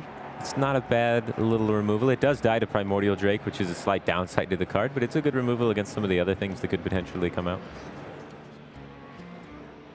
Divine Hymn, not a lot of help. The Cabal's kind of an overextension onto the board, putting 3 minions again. Makes you vulnerable to the second Brawl, second Super Collider, or the Reckless Flurries. Interesting that Feno had to use the pack for 4 cards only, just because his hand has that issue that we've been talking about, where you're saving so much stuff, or it doesn't do stuff, or reasons to keep. The best card out of the pack that he got there was that Shadow Visions. He's going to be able to pick up another Shield Slam. Having 3 Shield Slams is going to be a big deal. He's already dealt with the Alex Straza and a Primordial Drake. He's going to be able to pick off a Shield Slam to maybe kill this Twilight Drake if it comes down. Yeah, it's looking like Feno's going to have enough answers for all the threats of Jarla. Jarla's been taking this maybe too slow. I mean, he didn't really have too much of an options. It's not like he drew all that many pressure minions. Yeah, he never got anything to go with his Twilight Drake that he held on to for forever. And now he's in a position where he has to go for it, and that's not much fun. As it happens, there's no owl. The card that he's been scared of for 3/4 of an hour actually isn't in the hand. There are 2 owls in the deck still for Feno. He's got, what, like 9 cards left? Yeah, so. I think it's about 12, but even so, there should be an owl in hand by now. He can Shadow Visions for Shield Slam this minion off, and then keep on keeping on with the tank ups. What now? Which I have to imagine is the play. So the concentration levels for one quarter-final game, obviously, if you can't do that, you shouldn't be playing competitive Hearthstone. But to play match after match all day yesterday and the day before in the Swiss, like this must be absolutely soul-destroying. That's a dream come true for a Hearthstone player. They get to play the game for so long. What? It's an airtime. It's hog as well. Yeah, it's perfect. I mean, if you want to be a Hearthstone competitor, you have to love competing. That's the first step. Yeah, I think the Huntress has won so much and got so much airtime that the only way he could get more airtime for this tournament was to bring Control Warrior and a Control lineup, just so that while he's winning, he's on screen even longer. There you go. Optimize screen time. Because he's conquered everything else this season. Not going for the Shadow Visions to try and find a second Shield Slam. It could be awkward if he does happen to draw that second Shield Slam, but instead going for this play to try and just develop minion board tension. Reckless Flurry, just going to completely change tracks. Well-designed card. Yeah, it's a cool card. It's like it's completely useless in this situation, but obviously... And then it's the best card in the game in some other situations. And it gets really kind of fun towards fatiguing sort of scenarios as well. You got to work out exactly which turn to do it. Your opponent's got to hold back until they force you to Flurry. Sometimes in certain control matchups, you try and get value out of Flurry early before you get that giant armor bank. Yeah, you see that. I think we saw that against Zoo a couple of times where it's like, okay, obviously the 5-mana combo of just press the button and Flurry is beautiful. The shadows grow short. They should make a card like that for Rogue, where you put up your weapon and it kills all the minions in the face. That'd be good. Yeah. They got rid of that card. Yeah. It's a shame. Right, Jarla doing what he can now, because this isn't changing anytime soon. He's got to clear off the Wasp there. Still able to keep a reasonable amount of pressure on the field. The Owl is picked up, though, so Feno is going to have an easier time of clearing this about. So 7 damage on board and Mind Blast and pings to be weaving in Mind Blast. There's a phrase I never thought I'd be talking about. What now? 31 damage is still semi-attainable. Feno not able to play anything in case he gets stolen. Now the Brawl's been coerced out. One Brawl's gone, right? There's still a second Brawl. He still has the Reckless Flurries, which eventually will be playable if enough gets committed onto the board. Yeah, just do 16 in one turn. I'd like to see maybe the Owl come out in the swing, just kill the Drake. You know, your Super Collider doesn't get value, but you know, it gets some value. It kills a 4/1. It doesn't get the double value, but you remove the highest pressure minion. Yeah, the minion dies, right? Yeah. I still think it's the play, as sad as it looks, and it's just good enough. With the amount of health that he has, he can just Super Collider minions down one at a time.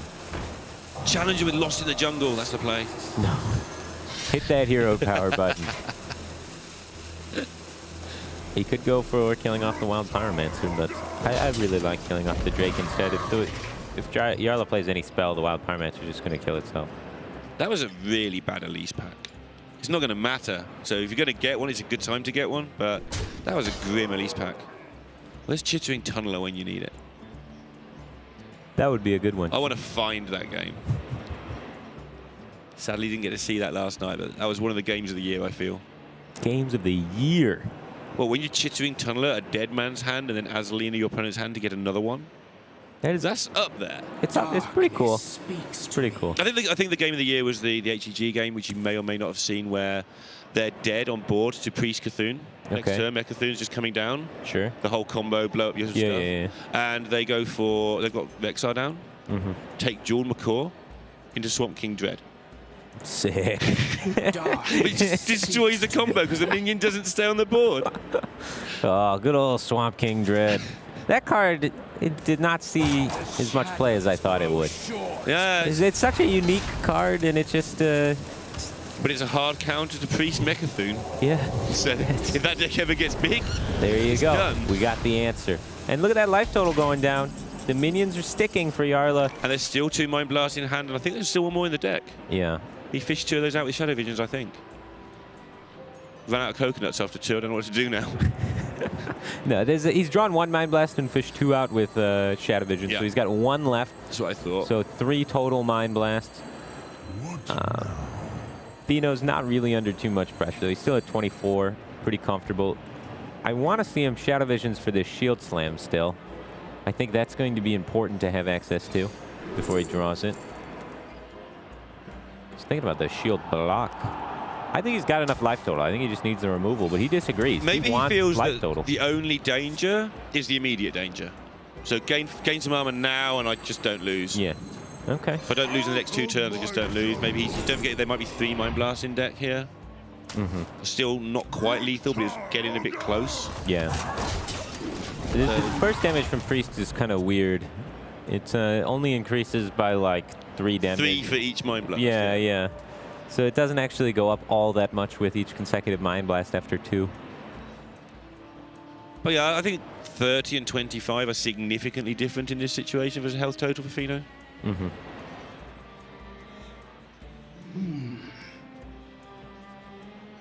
Given that now the Priest has to just do it, ping you twice each turn just to stay level, and they haven't got that many cards left in their deck.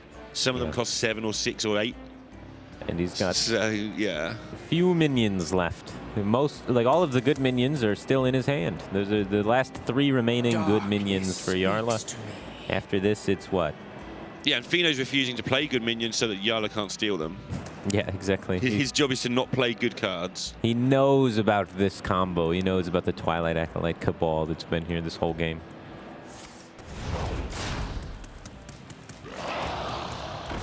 Right, minion number 4.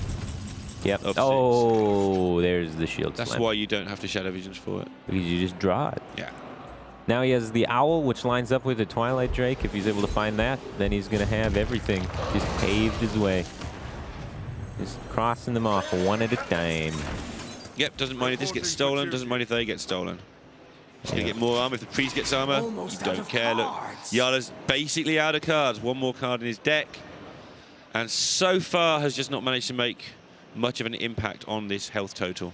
He's kept it consistently, apparently manageable, but we know how low his resources have been for that whole time. And there's no way of generating good pings over the next few turns. MC Tech combo. Yeah. Try and take back that armor gain guy. Yeah. Still battling for every small age, just in case it matters. Seems like it shouldn't. Just make sure you press that hero power button. I'm trying to work out how much damage Jarla has. So every card in his deck is a total of 7 cards. That's a maximum of 14 pings. Give him 3 or 4 turns. That's sort of, let's say 4. That's a maximum of. It's just not a lot. It's 22 damage plus the Mind Blast is another 17. He's very He might far have away. 40 damage left if he doesn't ever hit with a minion again before he dies. He's Over the course of 7 to 4 or 5 turns. It's the amount of time it takes is what's really going to kill him, because Feno can just gain so much armor. In 4 turns he gains 16 armor. He's well out of range. He does not go for the armor up that turn and instead goes for the Direhorn Hatchling. Yeah. That seems peculiar. That was was that the second Cabal? So he knows, or the last Cabal. So he knows that he can now play a 3/6 safety onto the board. Well, he knows there's a Scream left. He's got to expect that's what's about to happen. Yeah, does he mind? That's another turn where he's not taking damage anyway, so it cancels out the fact he didn't tank up. I mean, but yeah, you could just tank up here, and then your opponent does some stuff, and then you play the minion and out after. Yeah, I'm going to make the argument here that if he never gets hit by a minion again, he never loses. Sure. So putting a 3/6 taunt down is a good way to never get hit by a minion It again. seems like there may be multiple ways to win this game in Feno's shoes. And he just picked that one. Yeah. Yeah, I'm not saying you're wrong. It's just that, like, Yeah. the base level here is just don't get hit, so I put things in the way. Sure. It's a solid enough macro plan for me. It's just a plan. Another plan is just don't fall asleep at the table. Right. And press the button sometimes, and that probably wins. Jarla trying not to have to scream here. He's going for the board development play. Interesting. I see. Yeah, I mean, that's just another thing actually from Feno's play there, is if he forces the scream, Jarla gets rid of his own minions for you. He hasn't got many resources left. Those minions are most of those resources. Force him to scream it into your deck. Sure, I'll have those cards. Yeah, well, the Super Collider now clears the whole board, and Feno wins. Yeah, Jarla knows it. He saw he was not very happy with how that turn went. Maybe forgot that the Super Collider was there. But, yeah, that last turn, no hope for him. Feno's calling for a sleeping bag. I think he might have heard you. I think you might have heard that one, yeah. Yeah.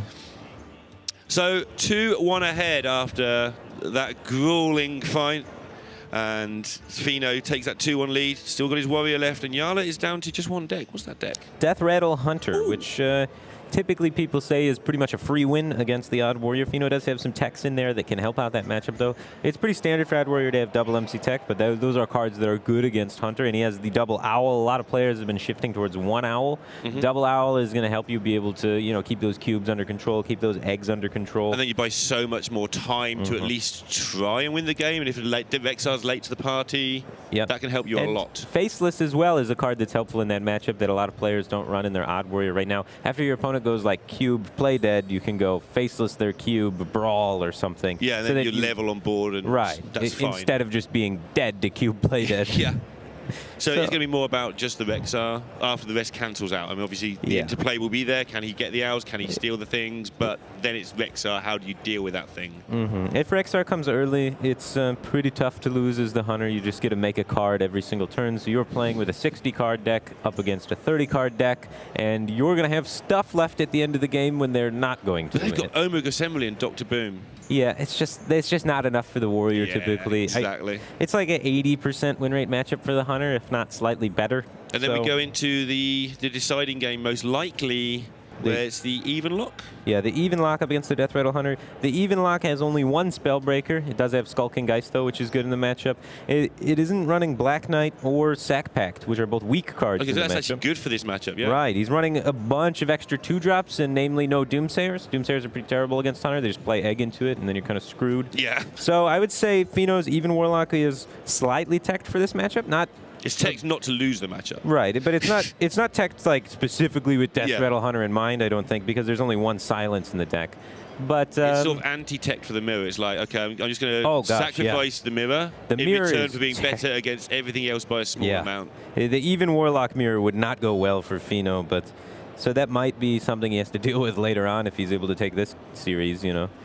With a lot of even lock being in the top 8. But yeah, the last game, if it gets to it, the even Warlock versus Death Rattle Hunter is going to be a very skill-testing, very even field matchup. So it'd be a great way to end the series. Well, we're going to see what happens if it gets to that game 5, but just for the time being, while they're setting up game number 4 and they're having a very quick break, we're going to take a break ourselves. We'll see you in just a couple of minutes.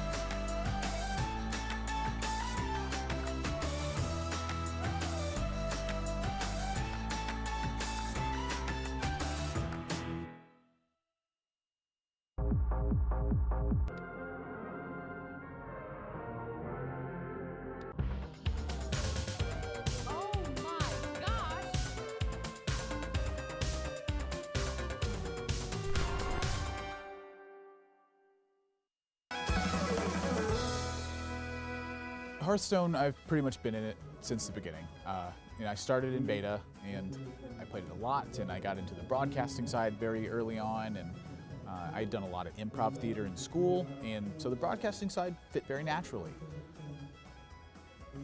But that's just a job. But my true passion is Jenga. People don't really realize how much Jenga influences the world around them today. You think about some of the greatest structures that are ever built and the shape that they're in, that's Jenga. The Dutch grandmasters and their breakthroughs of artistry, that's Jenga. People don't realize that in every shape or form, every single thing that they have ever done is in some way Jenga. Jenga is everything. I first found Jenga when I was 12 years old, and I was on a playground. Suddenly I hear this shout, and I look over, and this block has fallen over. I'm like, what is that? That looks really cool. And so I sat down and I was playing some games with them, and it was just so natural to me. Every single time I would touch a Jenga block, it was like it would speak to me, like it was my spirit animal. Jenga is art. Everything has that life cycle where it breaks down and you build it back up and you go again, but better than you just did. That's Jenga.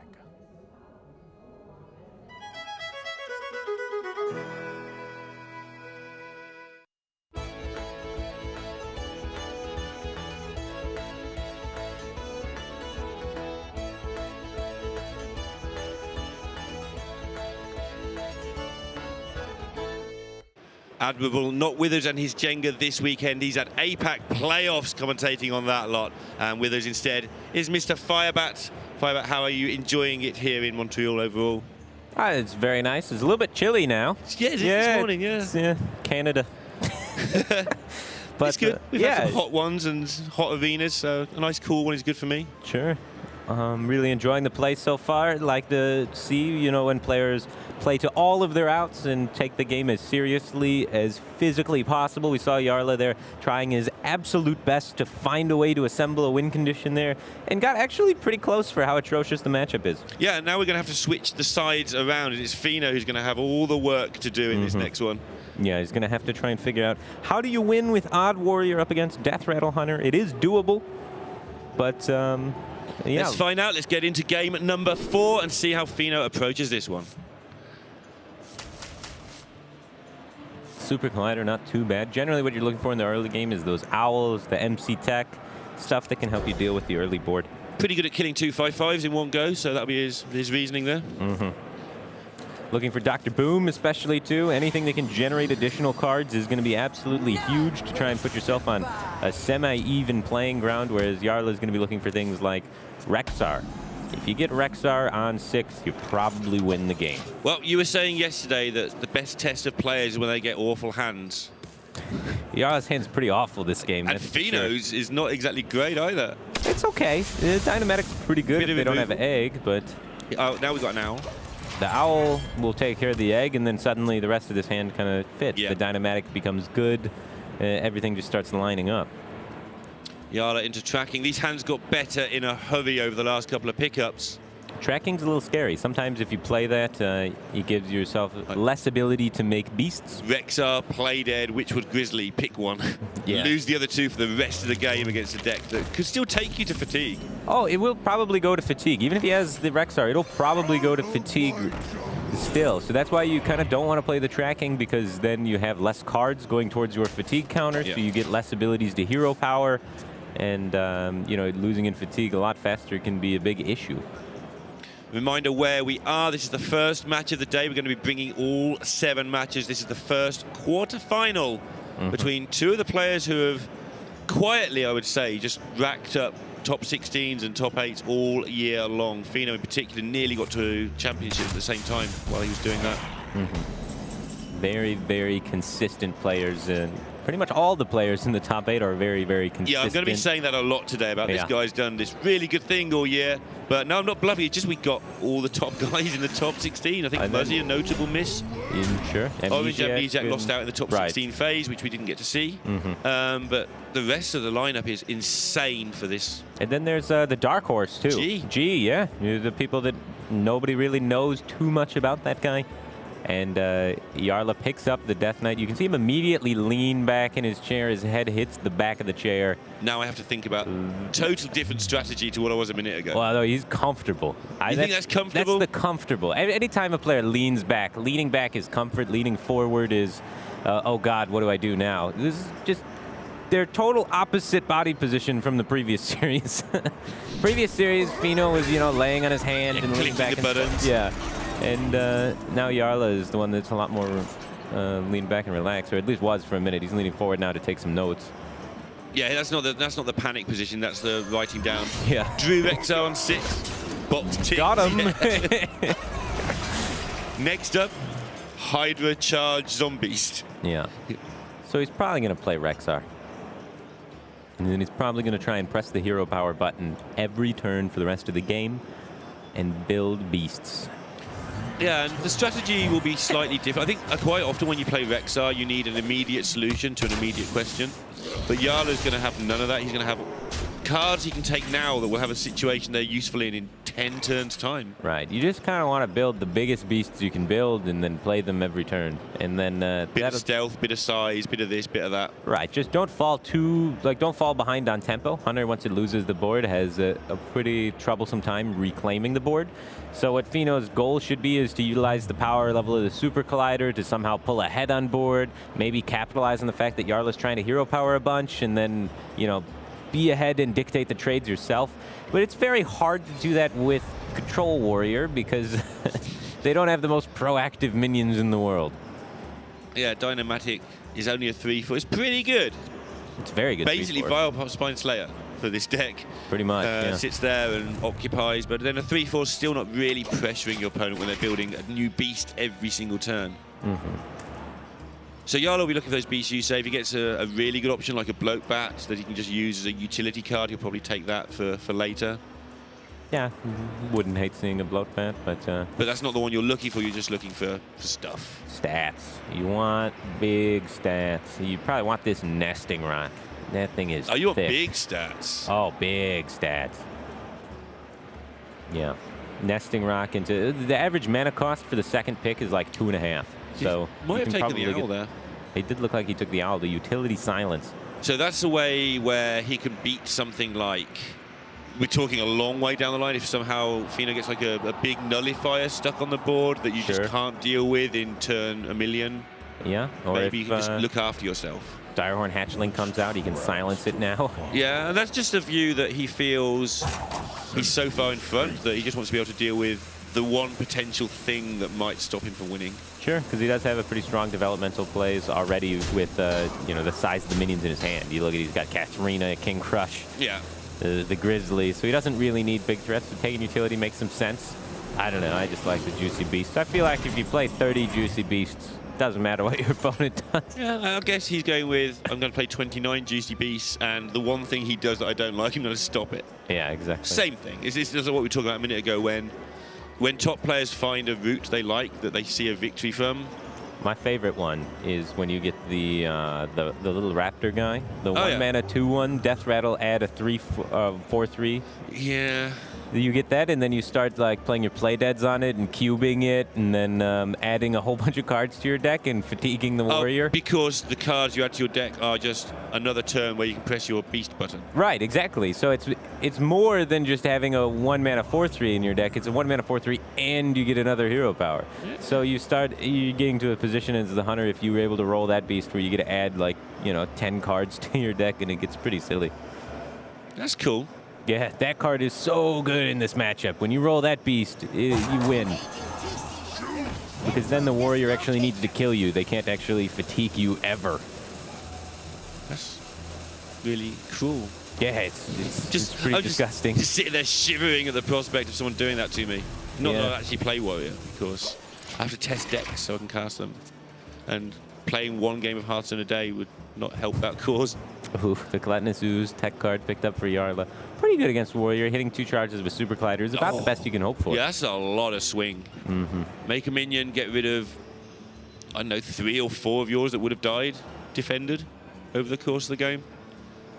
That is some swing. Yeah, needs to make sure he's not too hasty with any of his decisions. Yeah, that's one thing that Jarla is definitely not easily accused of. The hero power coming out. Usually you want to take the Bittertide Hydra. If you can combo with Lifelink or something, you can get pretty absurd. Combo with Charge gets pretty nutty. You're able to combo it later on in the game with a Tundra Rhino as well sometimes. It's just so much stats, so powerful. Might see it come out here.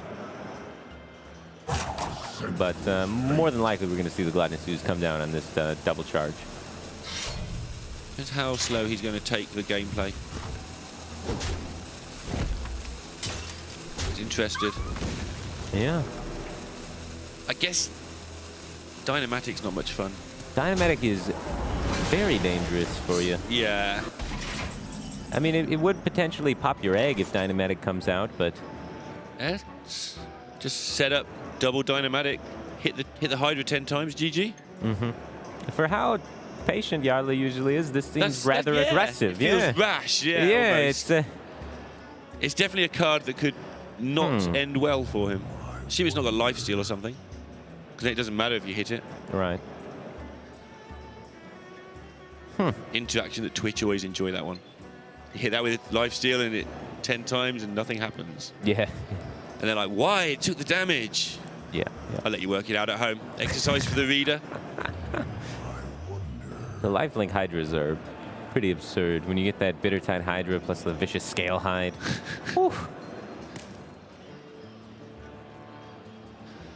Light the fuses! Feno going for lethal. Oh my goodness. It's 50-50 each time, I guess. So he is just taking advantage of the fact he can do a load of damage here. It's a lot of damage. Given that Warrior doesn't have any way of doing damage. Yeah. He gets to do another Dynamatic next turn, which is pretty important. Yeah. And it's amusing. We need some amusement in the Warrior games. The cube picked up is quite powerful. Cube on the egg is decent. It's not amazing. He doesn't have any playdeads yet, so we're probably not going to see it out yet. You're not going to want to tracking for playdeads because you want to squeeze in those hero powers. We saw him hold on to a Twilight Drake for 17 turns last game because of the Owl in hand. So if he's going to do that...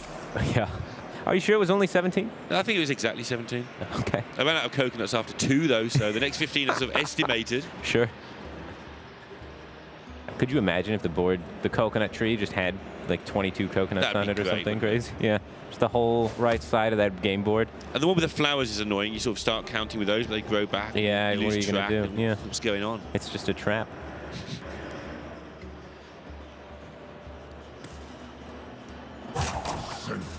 Jarla seems to be slightly absent a plan here, because, yeah, okay. He's sick of taking that damage.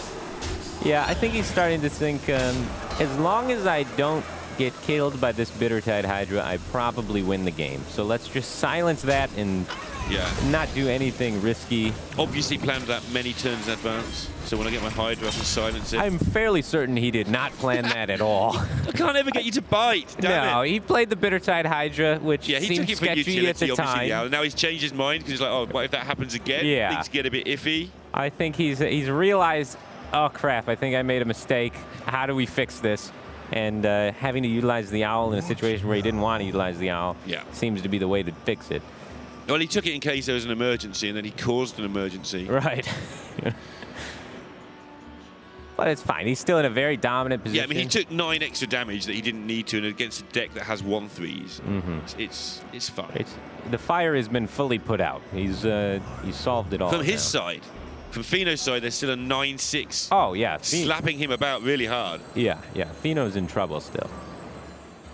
Especially with a nice positioning by Jarla, by the way, too.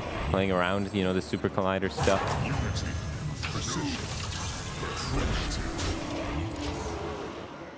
Deals with it for the short term.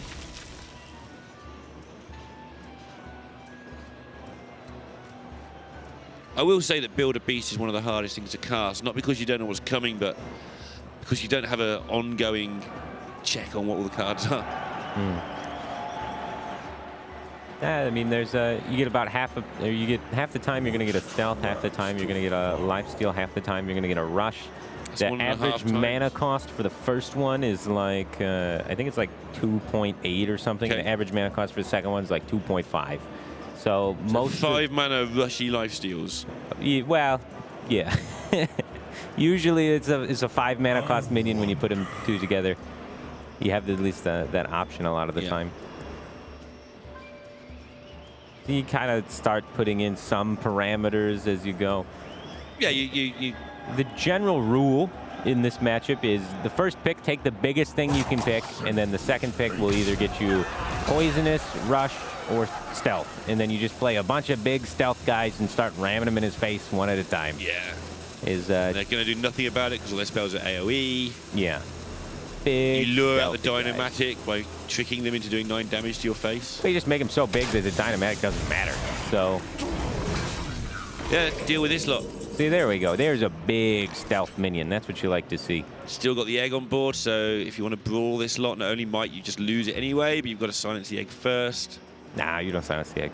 No way. You deal with the 5/5 and the next minion that's lived. The silence is for the cube. Its silence never touches the egg. Well, does the cube ever sit around for a turn now, though? Ever? Well, do you ever get to silence eventually the they go cube play dead, and then you silence the cube and brawl or something. Oh, so you save what you can. They run 2 owls, and they never use the owl on the egg. Even turn 3, if you have owl in your hand and they have egg on the field, tend to, but you're just never silencing that egg. Worst thing is, as it goes on, you don't get to silence the cube before they play dead, but of course the cube is still there, so... Yeah, exactly. It just lives. I've lost when they do that anyway. Yeah, it's not like Cube Dark Pact where the cube dies. The cube's still there in a pain in your side unless you have that owl. But not for much longer when they make like 5/5s everywhere. But I'm still surprised that the version with the dragon hasn't caught on, the 7/7s. 7 seconds. No mechanical welfare. Oh, okay, yeah. That was played for a little while. The mech death rattle hunters. Yeah, with the 2/1 as well that gets to activate it. Someone somewhere has just worked out that you win this matchup anyway, so you don't need 7/7s as well. Well, yeah, and then it's just a clutter in your opening hand against aggro. Right. It's just the power level of Rexar is what kind of does it. Takes the extra damage there to guarantee the clear on the minions. A lot of damage. Feels like a more coherent strategy to me than the Beast strategy, where you fiddle around so long with all your good cards that suddenly you draw your King Crush and Katharina gets worse. And well, you don't want Katharina to draw any cards in this matchup. It's just you want more time to hero power. 60 cards beats 30 cards 100% of the time. Oh yeah, I mean in general, not just in this matchup. Oh, it always okay, feels sure, like you fiddle around for so long that just better off having more coherency in the deck. But this is the deck that people have really decided is the best build for the longest time now. I mean, a lot of people haven't really explored the mech one that much, I would say. People definitely moved away from it quite quickly. I think if Katharina rotates, we'll maybe see some changes to it. But right now, Katharina's power level is so absurd that it kind of forces you to have to play Katharina in the big beasts, which then makes it so you can't play the mech thing. And I think the fact we're seeing other Hunter decks develop, like the Subject 9 Secrets, or whichever way you want to go with mid-range Hunter right now, is a sign to me that people think this is optimized. Oh, yeah. Like, we don't need to mess with the Hunter deck we have anymore. Let's find a new one. Right. This is, well, the Hunter deck's been around for, it was around last expansion, and then it's around this expansion with not too many changes to it, so. Stealthy Rhino, that usually signals a pretty soon end. Yeah. Because you don't ever attack with it, it just sits there and... And then eventually you cube something, and then play dead the cube, and then everything has charge, and then, everything dies. Because he can go for 6 next turn with the Timberwolf, and then he can go cube the cube, making 2 more Timberwolves, and go in. Each would be buffing each other, so there'd be 2 7 attack Timberwolves. So there'd be 6 plus 14 would be 20 plus the 5 from the Rhino. So actually, not 5. It'd be 7 from the Rhino, right? Oh no, it's a 4 attack Rhino. It'd be buffed by 2 Timberwolves because one has to die for you to cube them. But it's not going to matter. They're all going to die. But that was interesting while we waited for while we were counting to figure out how much damage would he really have. The Rhino is gone. That's important. The Warrior has the board. Yep. It's only taken him about 12 turns, but he's got there. Well, it's a big It might deal. stick around for at least 2 turns. It's going to stick around for a while. It's a 5/5 ahead. It's very difficult for Hunter to come back on board. I mean, right now he could just kind of king crush and take his way back on the board that way, but he leaves himself vulnerable to a lot of things and he misses a hero power. Has no life steal to this point, but finds it exactly when needed. Yeah, that was a pretty good pickup there. Because he is under a little bit of pressure due to that Hydra play earlier. It's funny how that 9 suddenly feels a little bit more relevant when this happens on the board. Suddenly you wish, I wish I only had that 32 I had a while ago. I think he's probably just gonna, all right, just jamming the Katrina. He wants to win the board back decisively, so he's not minding drawing a card. Not sure exactly what the card counts are at, but every card draw means you're going to be hero powering 1 less because you're going to be fatiguing a little bit faster. But this particular one means you probably end up drawing more because you're not dead. Yeah. This one stabilizes the board really fast. It's just so many stats, so it's kind of worth it, right? Galvanizer is kind of cool with all these mechs in hand. Still no Dr. Boom for Feno. He really needs a Dr. Boom. You can't keep up with Rexar without Dr. Boom. Yeah, I mean, you can't keep it with Dr. Boom. At least you have a chance if you get some delivery drones and a bit of zap and some armor. You just need to be generating more cards. The card generation is really broken in control mirrors. Strange that. And you spend half the game trying to dump cards on the board meaninglessly, and the other half trying to draw more cards. But yeah, pretty much. Until your cards you draw are actually worth having. Always been the same. Mage was the same, Freeze Mage was the same. Spend half the game playing meaningless cards just so you can draw real cards. Yeah. Macaroon. He's going face. Yeah. With the Super Collider. He's thinking about it. That's his avenue to victory. He's like, I'm not going to be able to beat Infinite Beasts, but you know what I can do is use this Galvanizer to tempo out a bunch of mechs and see what we can get done by just going face. Feno's understanding of what people are thinking is great there. He knows that we're probably shouting. He's going face, and he just points the Super Collider in there just to emphasize the point. Yeah, I know you know what I'm doing now. And with an owl gone, the cubes are going to be a lot harder for Feno to deal with. There's the card back you were talking about, the hatchling. I wonder if he took it. He did. He almost insta-picked it. Yeah, the hatchling is like a super key beast in this matchup and allows you to auto-win if you're able to have a secure board position. He was hoping for Echo. Yeah.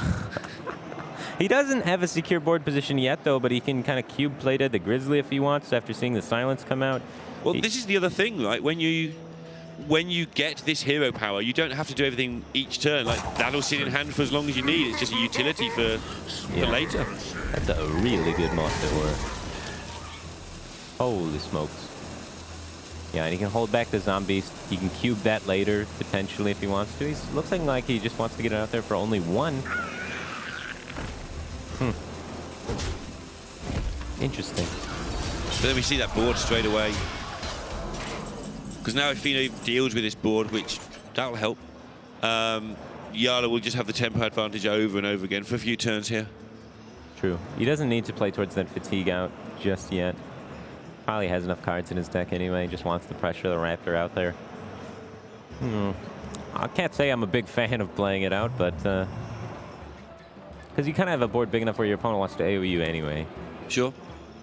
But I don't hate it. Yeah. I'm kind of wishy-washy on it.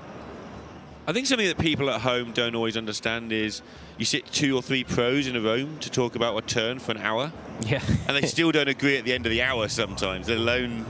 Right. You look at Jarla playing for 75 seconds, you've both got your different thought process, and it's interesting to watch pros just discuss these plays at length until someone says, how about we play it 20 times and find out?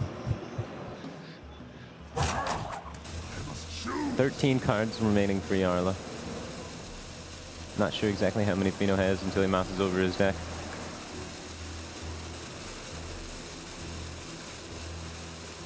He's bounced pretty much everywhere else in this match so far. Pretty much. Well, that's that board dealt with. He's dealt with a lot of boards, but he's not the hand size is starting to show on the size of Jarla now. Yeah. That's the cumulative effect of all the pressure that Feno's taken.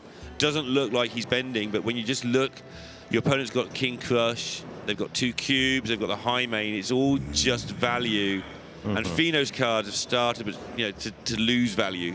Yeah. Things like brawls have gone missing from his hand. He's just having random mechs now. Yeah. A Dynamatic that he sat on for a while, and that's about it. And Jarla's used 0 cube play deads yet. Yeah. So he hasn't even used the premier pressure plays of his Yeah, deck. the actual reason for the deck. Yeah, he's only used the generated extra cards, the fluff, if you will. He hasn't used the actual heavy hitters yet, and he's almost done exhausting Feno's hand. So these cube playdeads are going to be treacherous for Feno whenever Jarla gets around to feeling like he needs to play them. Which might be never. Because Rexar's that good. It's really good on 6, yeah. The Lifesteal Tundra Rhino. Here comes the cube playdead. So much for never. Yeah. Never say never, Fiber. There is the second owl to help him try and deal with this. He also has Azalina, which can take some superpower beasts at some point in the game. Yeah, and because Jarla made the board, it might not be now, but Feno will be strongly considering just going for it as soon as possible. This turn, next turn, maybe. He's got a couple of turns where he can actually play half-decent cards. Yeah, right now the owl is like super strong and the faceless is super strong, so he's probably going to play some combination of either one or both of those cards, and then maybe he can follow that up with the Azalina. But he has to try and get the faceless and the owl used before then. It's put a bit of life into the game. Faces this cube, owl the opposing cube, drop your gubbins next turn, just get rid of it, and then Azalina the turn after, and suddenly, for a turn or two, you're in the game. Yeah, he's just going to most likely play his hand as aggressively as possible from now on to dump to try and get ready for that Azalina. Yeah, and the board's equalish. If you can get slightly in front somehow on board for that one turn where you're Azalina, then you've got the same hand as your opponent for a while. Suddenly Jarla hasn't got the luxury of that 2 mana return to tap because he might need all 10 mana just to keep the tempo up. Right. Maybe you deny them a card or two that way. Or maybe he just discovers an owl right here. If only he'd discovered one earlier. Yeah, if only he didn't have to silence a Hydra. Oh, man. Those plays add up, man. It was like, what, how many turns ago was that? Like 15? Yeah, 12. 12 turns ago? That was a while. Yeah. It would have been nice to still have the owl now for that. I mean, he's still got the King Crush that he had at that time. Yeah. So it's not like that card would have been gone missing. And that is why he took the owl. And also, looking at it now, I think more realistically, he took the owl because he knew at some point this play happens with the cube faceless. Right. Yeah, it's going to happen. So he had the owl ready for it. Ready, and then he made the Hydra. And then he had Let's to bail go with out his of the plays. Hydra. It didn't look wrong. And then suddenly he wasted a card, and those mistakes can add up over the course of a lot of game. Now you've got a big edge in the match, so you probably have to make 3 of those mistakes. He's only made 1. Probably more like 5, but really? Yeah. It's a really good. He had Rexar on 6. Yeah, that's an early. On 6. It wasn't even his hand on turn 4. Yeah. Getting Rexar on 6 gives you a lot of breathing room. Feno, we've seen this a lot in this tournament somehow, that the turn they're going to start thinking about Azalina, they just instantly pick up Elise. And then the pack, straight away. That's going to make it a lot harder. Ooh, the missile launcher. Look at this animation. This one's spicy. You've been playing a lot of this card. Oh, I love to see this card. Look at this.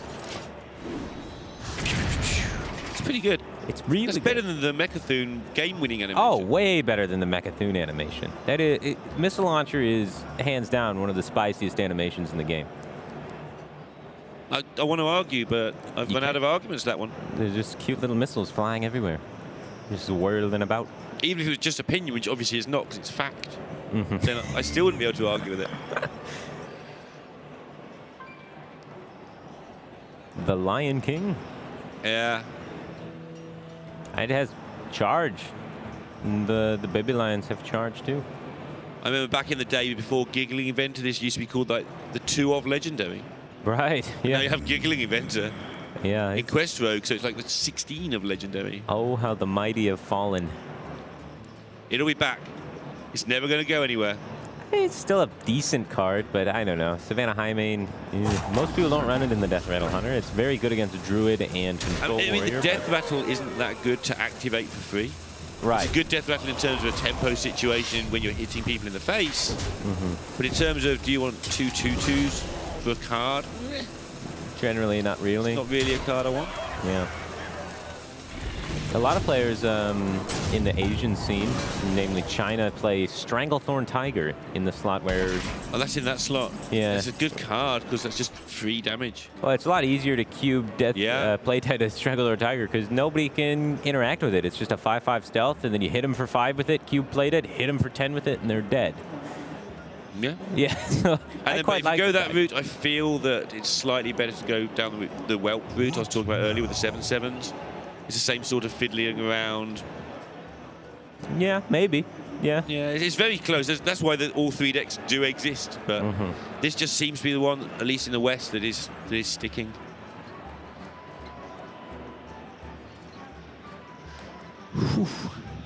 Shield Slam's not a bad pickup.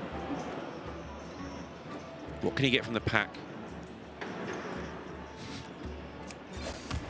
Primordial Chittering Blitz Tunnel. into weird stuff. It's a Rexar. No, you can't go for Rexar. He can get Elise into Elise into Elise into Elise. But he's opting, he's saying, you know what, I'm ahead on board now. Let's just get the Azalina out of the way. I'm going to copy your hand, steal your superpowered zombies, and hopefully I can keep fighting for board with that. There is no poisonous on the Bloatbath. And this is the time we were talking about, which is when he feels he's at least ahead on board. Have a 50-50 hand. Force Jarla to break the mirror. Yeah. The only way to do that is to waste is to use 2 mana on the hero power to break it. But then if you're using 2 mana, your opponent's got 10 mana with your hand versus your 8 mana for a turn or 2. Obviously, that redresses that balance really quickly. By the way, Feno's now reading what his cards do because you've just Azalina'd a bunch of made-up beasts. Right. So it's a little hard to navigate for sure. 4/8, Death Rattle, deal 2 to all enemy minions. He's almost threatening lethal with the King Crush that he just stole. Almost.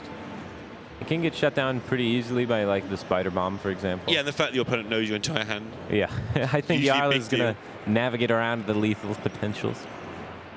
But he is on the back foot, and 100 can struggle to reclaim the board. His hand's not particularly good at reclaiming the board. He does have a little bit of lifesteal in there, and he does have these Spider Bombs, though. And there's Anything no he owls can do, left. Feno can do.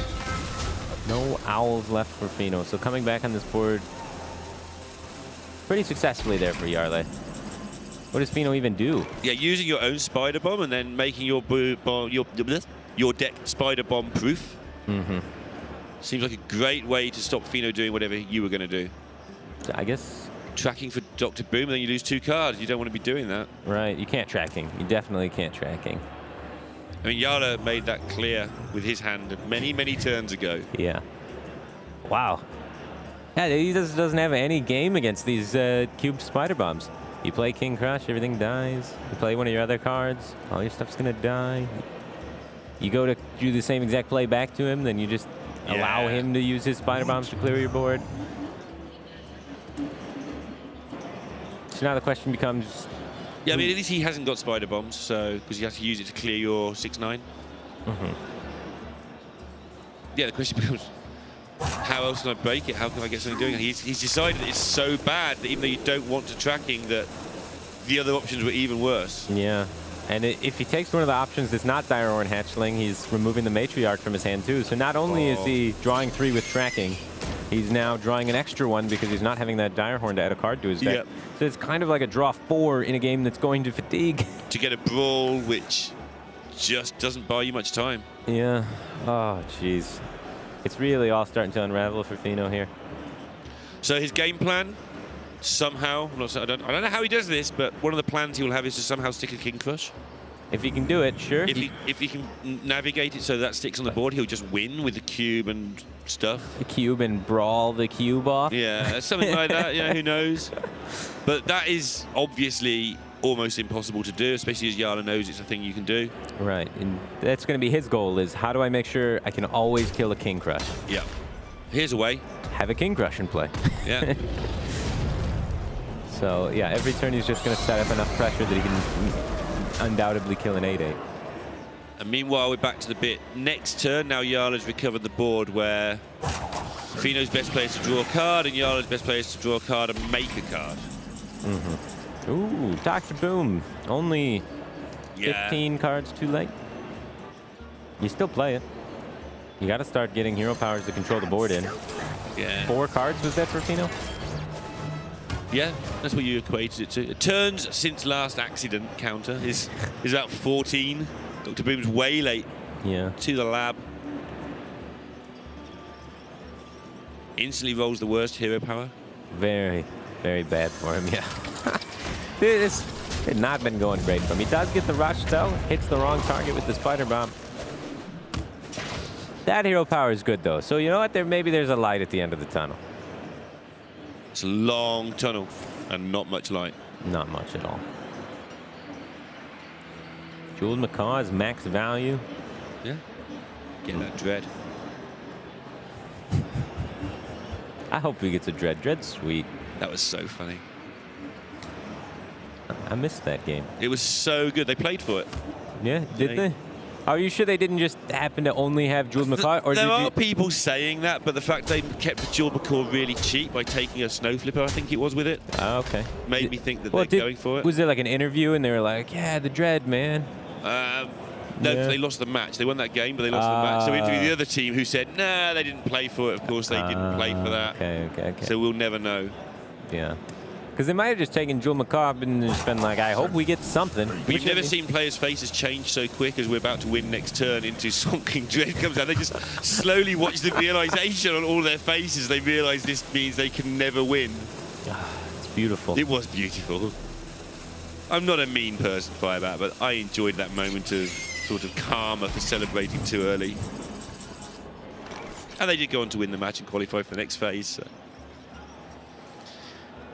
Well, we cannot stick the King Crush now. How do we pave the way to stick the King Crush? We brawl and blow everything up. And then shield slam whatever lives. Yep. And actually, Jarla's current reload isn't particularly menacing, but it's not the only reload. There's going to be so many more. There's only a few cards left, I guess. One for the Ooze instead of for the shield slam. They're hoping that the Ooze can clean up the spider bomb, paving the way for the King Crush to come down.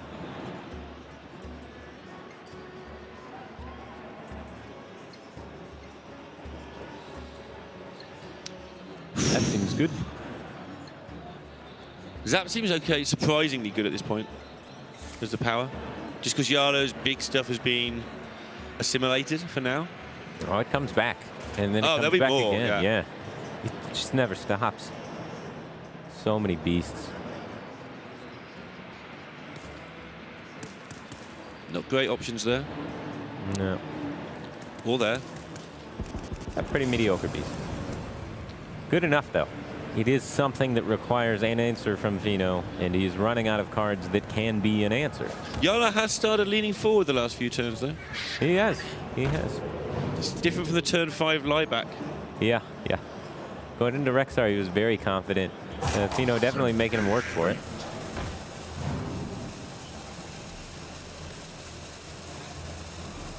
Yeah, the concentration required in Azalina games, even with note-taking allowed, is insane. Ed Jarla just never seems like a guy that's too comfortable.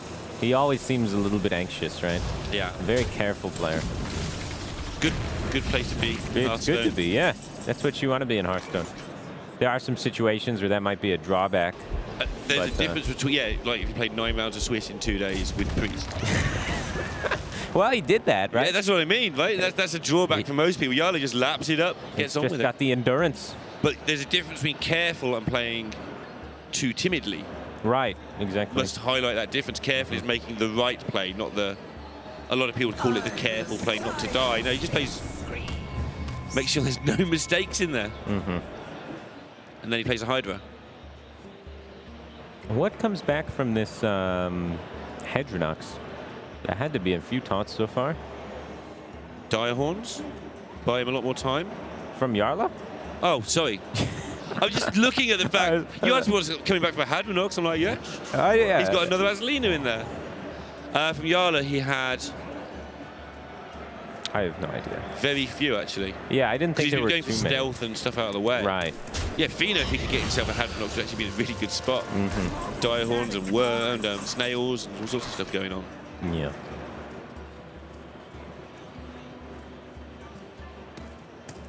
Yeah, there's like the Ironwood Grizzlies that come back. There's been like 3 of those because he cube plated it. Yeah. So there's actually a lot of minions in that Atronox, just to add even more. Yep, Feno's nodding. He's coming to that conclusion as we watch him. Yeah, he's like, holy smokes. Yeah, oh no. King Crush might be able to stick. But if you play the King Crush, then your opponent can trade into it. Activate all of those minions. Tracking into your last card. I don't think I've ever seen that. I've certainly not seen it from a warrior, but... And is this going to be enough gas to get through the infinite wall of Witchwood Grizzlies? Yeah, easy. No, yeah, probably not. No, it's not happening. So Feno's going to begin taking fatigue damage as this game continues, and because he was forced to tracking several turns ago. Yeah, it's been a weird one. Jarla could even tracking here if he wants. Try and find that hunter's mark. There's, you know, 1 remaining. What does he hunter's mark? His own Hadronox?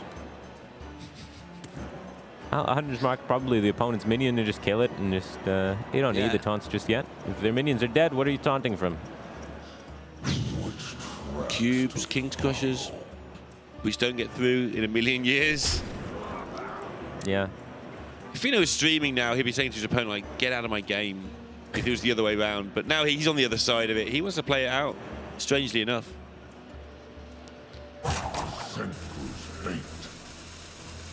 Jarla just trying to do everything in his power to make sure he doesn't accidentally throw this one away. Yeah. It's so easily done. I mean, we saw that Hydra play earlier. I keep on about it, but it was only a minor incident. But you make a major incident at this stage of the game, it could just lose. But now, I think Feno may be tempted to possibly give this one up a little bit. It feels like he's playing Taunt Druid and Hunter at the same time. Don't give people ideas. We don't want that in the meta. It's pretty crazy. Feno does no removal for this. If all of his cards in hand could be played all at the same time right now, he would still lose. So he can stop trying to work out how to get 24 mana right now. I mean, he's got the cube, I guess. That adds a lot of value. It's just everything gets traded into and dies on Oh, he has board. delivery drone. Yeah. So now he might get 24 mana guy. 0 mana at 18 mana to your crystals. He needs to get Mecha Cthulhu in time, so he needs to play everything. Yeah. Have everything die, then play Mecha Cthulhu and charge it into something with poison, hopefully. Through all these 3/11s. Yeah, well, he's hoping maybe Jarla plays a poison taunt, build beast, and then, you know, he can Mecha Cthulhu in there. He also has to not die. If Jarla doesn't play a poison taunt and somehow doesn't kill Feno, he can't even get through these 3/12s and 3/11s to kill off his Mechathune. Yeah. Well, I mean, that's why it has to have taunt. The poison beast, so that then you don't have to go through all the 3/11s. So if you're in a situation where you're playing against Soleil or Purple here in a friendly game, and you try and lose the game with, you know, with the allowance that your opponent has to still attack and trade and stuff, you probably can't do it. Like, please make me a poison taunt to put my Mechathune into. You probably still can't actually set this up quick enough. Right. Yeah. The bears are gonna kill him, I think, in time. Yep. Yeah, he's had enough. It goes to 2-all. Yeah, that's the expected result of how I kind of thought every game was going to go. Yeah, so far every game has gone exactly how I thought it would go, judging from the opening decks from each players and how the counter queues went. So, as expected, ABC Hearthstone happening here, and now this is the one matchup that I am not sure of. This is the one that can go either way, and this is the one that decides it all. It's a very close matchup looking at just raw statistics, and then each player has, you know, some tech cards that may help the matchup a little bit. Yeah, the fact Feno hasn't teched his deck is nice for him here, is what you were saying earlier. Yeah, he hasn't teched it towards the mirror. A lot of players were teching towards the mirror. We saw the Tempo Storm lineup included Black Knight and Sack Pact, and it was really favored in the Even Warlock mirror, whereas Feno's Even Warlock, there is no Doomsayers, no Sack Pact, no Black Knight, so none of those kind of tech cards. Instead, there's a bunch of 2-drops, which is helpful for controlling that early game board and taking it away from the Hunter. And just no Black Knight, no Sack Pact, no shenanigans, just pretty standard untacked Even Warlock for the most part. I wonder how Impact and Doc Pone are feeling right now. They're playing straight after this finishes. 2.5 hours later, they're still playing straight after this finishes. They're probably feeling a little hungry. Yeah, a bit tense. A little bit of do you go through the point where it's like, just doesn't matter anymore? It's been so long. Yeah, we'll play whenever. Wow. You start the day, bit of adrenaline. You always have adrenaline. It's finals day. If you're playing, you have adrenaline the whole time. It never fades. Deathstalker Rexar. No. Jarla's friend. Is it a keep versus even Warlock? It's a good closer. I'm not so necessarily confident. Do you last long enough to get it on turn 15 half the time, for instance?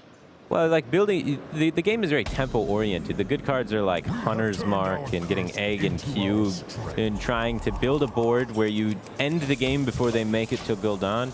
You keep them around, 15 to 20 life, but not in range of the Hooked Reaver. And then you're able to kill them with like Coin King Crusher, Coin Katharina. Katharina is one of the highest win rate cards in the matchup. And but I feel if you let the chance for the Rexar to be in your bottom 5 or 6. If you look at the data, it's going to say Rexar is a very powerful card against Warlock. Yeah. That's how the data is kind of sorted on HS Replay. It's not sorted by against even Warlock, but against Warlock in general, Rexar's a good keep. But that's because it's heavily favored versus the Zoo. Yeah, AoE's really good against Zoo here. So I think that plays into the statistics a lot, and I think it can be a little bit of a misstep to keep Rexar in your mulligan against even Warlock. It doesn't do a lot versus 8/8s, is all I'm saying. If there's a giant hit you in the face, Rexar is not helping you. I'm going the other way, though. In terms of arguing this or debating it, if you use a lot of resources killing off their 8/8, you need more resources. You need one resource to kill their 8/8. The Hunter's Mark. Yeah, well, I guess in a 1/1 or whatever to trade into it. Hopefully a candle shot, but a lot of times when you're facing down even Warlock, they run double ooze and clean up your candle shots. But yeah, I don't know. Rexar's a good card. The stats say it's good against Warlock, and how you interpret those stats is, what's going to determine if you keep it or not. And Jarla interprets it as it is just good versus even Lock and Zoo. You talked earlier about Feno has decent 2-drops. That's playing up now. It's allowing him to at least put things down early, especially if he's whiffed on Giants and Drakes. Still got time to find the Giants and Drakes. Yeah. Giants and Drakes. Let's make that. He runs double Ooze, double Plated Beetle, double Homunculus, double Sun Fairy Protector, so the full suite of 8 2-drops. So he almost always has a 2-drop on 2 and 3. Feno's just turn this deck into Zoo. It's very. I'm not going to wait for your candle shot. I'm just going to Zoo you. It's very Zoo-y in the opening for sure. And he took out a bunch of the tech cards that are usually included to do that. It's perfect. He wants to keep curving out this. Yeah, not too bad. Not particularly great hand. Don't crack the egg. Just hit your opponent in the mush. And Jarla's going to be scrambling to defend this board. Few options. Cube puts the most power in play.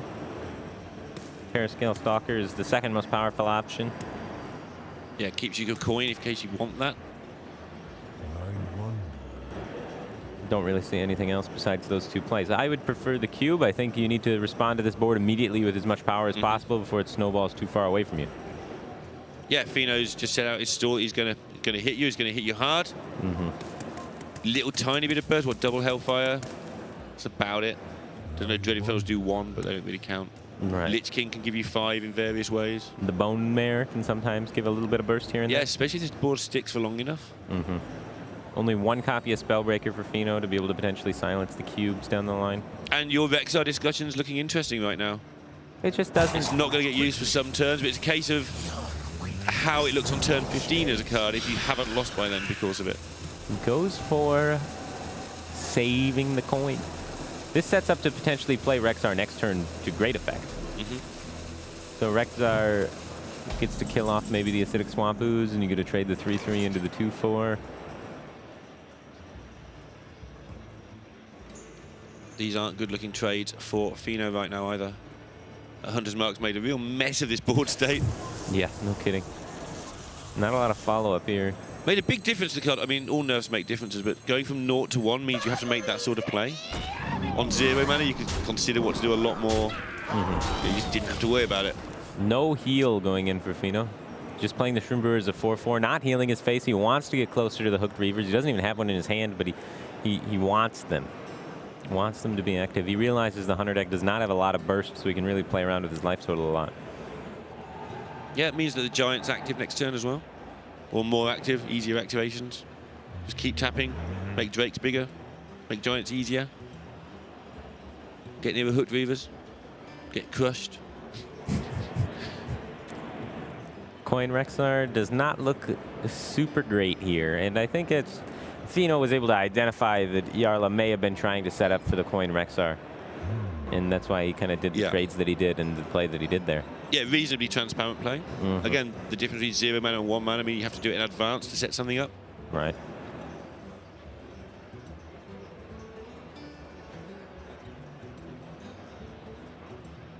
The way this has started, put this right on the edge with both players, I feel. There's not a lot of clean plays here. I'm still tending to lean towards the cube. Jarla's really saving the cube, respecting the Spellbreaker a lot. You know, if you go for the cube play and Feno does have the Spellbreaker, it's going to feel really bad, but... You've also got the option for an activator for your Spider Bomb if you keep cube back for a while. You don't want to do that, but you don't want to face a Giant either. Sure, maybe that's his game plan. He has the Rexar, so if he can cube some Spider Bombs and then kill everything... Yeah, just get rid of 8/8s that way. Yeah. If your deck's not that great, you've got no Hunter's Mark. And then outvalue with Rexar, you know, maybe that's the plan. But, oh, there you go. Scuff. That's huge. I was going to say, Jarla looks like in a world of trouble against his 8/8. Everything has just been going really poorly for him, but that Hunter's Mark top deck there, both Hunter's Marks drawn for him, really bailed him out of this early game. This early game looked so ugly for him. Yeah, if he takes one hit from that Mountain Giant, the whole rest of the game he has to defend like crazy. Try to generate those counter-lethals, but now the whole game is so much easier for him. Yeah, he's going to be able to start building those beasts. He's going to be able to start actually doing something. It is worth noting that spending 2 mana to build a beast and then play the beast is generally less mana efficient than just playing a good card. Yeah. So, like, you're going to spend more than 6 mana to get a 6/6 most of the time, whereas your opponent can just play a 6 mana 6/6 or an 8 mana 8/8 like he is going to be doing over the next few turns. So you're saying that's not a good way to get the tempo back. You've got to actually fight with your real Hearthstone cards for a turn or two. Yeah, most of the time. Then just use the beast for value when you've got 10 mana. Exactly. Once you're ahead on board, you can use the beasts to supplement your lead, but they generally work better when you are in fact ahead on the board. A play dead would have allowed him to get ahead on the board, you know, but hasn't been able to find the cube play dead connection as of yet. He could tracking into it though. I would not be too surprised to see him go for something like that. Looking at it. There's the play dead. He's taking it. Perfect. Now he can go for that play. He's thinking about maybe sending the 5 to the dome, maybe holding the 5 back. He's going to have to be quick here because these animations take a while and he's still going to play his actual turn. Interesting. Super low value play dead there. He's saying, I'm going to smork with this. I've set up the Spider Bomb, so if you set up lethal, in fact. Right. Because he's got the Zombie is with a boar, so that's a 2/2 charger. So that pushes for 2 and then can buff some of the beasts on field to maybe push for a little bit more. Might not quite be lethal, but it's really close. Definitely lethal the turn after, though. Potentially. There's just a lot of taunts that could come out. A lot of healing that can happen. It's okay, I guess, to try and use the play dead as aggressively as he's used it because he has the Rexar hero power to fall back on. I love these games where both players have got very close to lethal setups every game. Even Warlock creates a lot of those. Even Warlock really does, yeah. Hurts itself and hits you really hard, and a single either mistake or you just run out of answers and you just die. And Jarla's run out of answers. Yeah, his hand is running out of synergy. He just kind of used all of the synergy and he still has the cube left over. Generally, the cube play dead is the swing turn that this deck needs to do most of its stuff. But we're here now. I think you got to make a beast this turn. The other options are what? You can go like egg cube to try and get some value out of this cube, set up a big board for your king crush next turn. Yeah, you were talking about the cards earlier from your hand being the better ones, but when there's no synergy and they're all overcosted because they're costed like that because they need friends, yeah, suddenly it's not so great. This aggressive spider bomb play seems like it's a little bit misplaced because now he has to take a step back against the hooked Reaver and start retrying to assemble the board. I think he should have just went for the board-centric play to begin with and didn't push the 5. I think he would have been in a better spot. I feel like this is the game this turn for Feno. He has a lot of diverging options. Some of them will be good, some of them will be bad, and they all look really similar. He has to worry about... You've seen already both of the Hunter's Marks, so the taunts are quite appealing. The cube has eggs in it, so it's not super threatening. I would like to see him maybe just go for the Spellstone, put up another hooked Reaver, and go face. Spellstone Reaver, face, all sorts of threatens there. Protects your health total a little, yeah. That's what he agrees with. Yeah. And then Lich Kings, Bone Mares. Yeah, if one minion sticks, which on board it currently does, you Bone Mare for lethal next turn and win the game. Oh my. The tap last. And the sigh of a man who knows everybody in chat saying tap last. Yeah, it's not too important. It's Yeah, not important like there was to get the turn right. We're talking about how divergent the game was from that point. He would have had even more options if he had tapped first. But he wouldn't have done any of the other options. Yeah, well, they would have had trade into heal options and stuff, but he wouldn't have done them, I don't think. No, you got to clock your opponent. And that hooked Reaver is meant to go face. And what does Jarla do here? He has to worry about Bone Mare, for sure. When you're at 11 like this, it's definitely something that should be on your mind. Which means that Crush is kind of a huge part of your option pool here. You don't want it to be. Well, the bad Grizzly is also up there. Hunter's Mark trade doesn't get a lot done. Yeah, it's going to probably be the Crush, right? The Crush is kind of okay. You get 2 eggs on the field, so if your opponent like has to Hellfire to clear the Crush, maybe it pops your eggs or something. Let's say he's running out of time. Now he has to do the Crush. He could have maybe went for a Zombieast earlier on in the turn, but he thought about it so long that it's kind of locked him into the Crush. The Zombieast not horrible. There are decent options that you can get from it. Dread Infernal looks really natural here. Yeah, even Feno's just going to insta-play it. And you just play as many minions as you can trying to set up that Bone Mare to have any target. You've seen how much trouble Jarla was in last turn. He thought forever and just crushed your 7/7. Body language has changed rather a lot again. Yeah, Jarla's eating his sweatshirt and leaning all the way forward now. Looking in a bit of a panic. Trying to balance cold and hunger.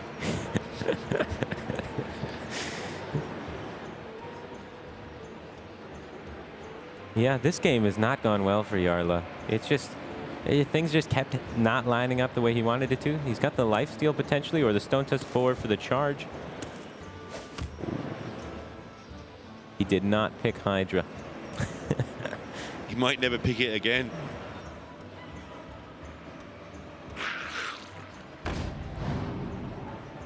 Wind Fury charge is a little interesting. The other option is pretty useless. So that can get up to 4 attack with the other charge. So 4 kills the taunt, and then you have 6, 7 coming in, 2 damage off lethal for Jarla. Oof.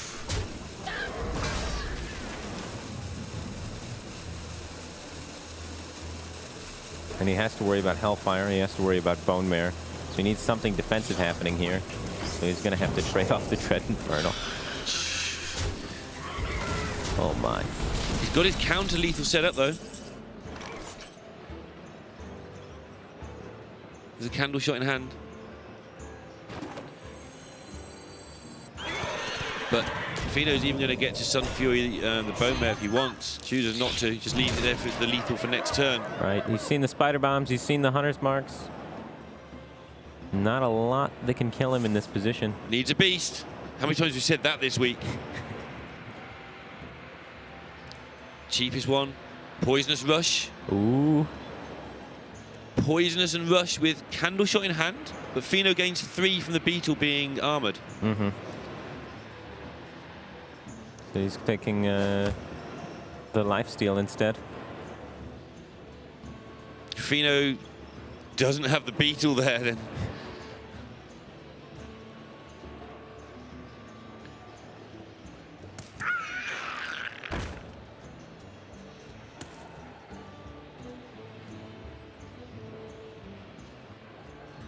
I'm already counting defilements. You have to be prepared, yeah. It's a pretty complicated defile board, that's for sure. Yeah. You have like 2, 7, 5, 3 represented on the board.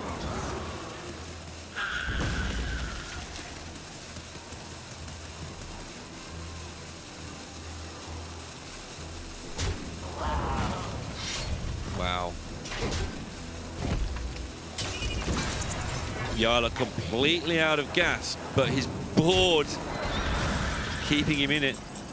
Yeah, he's gonna live to be able to roll some more beasts. Still no Gul'dan for Feno. At any point of these last like 3 turns, if Gul'dan was picked up, that was the game. Death Coil. Whew. It's all about what beast can Jarla build. I think we might have said this recently. It needs to get something big with lifesteal.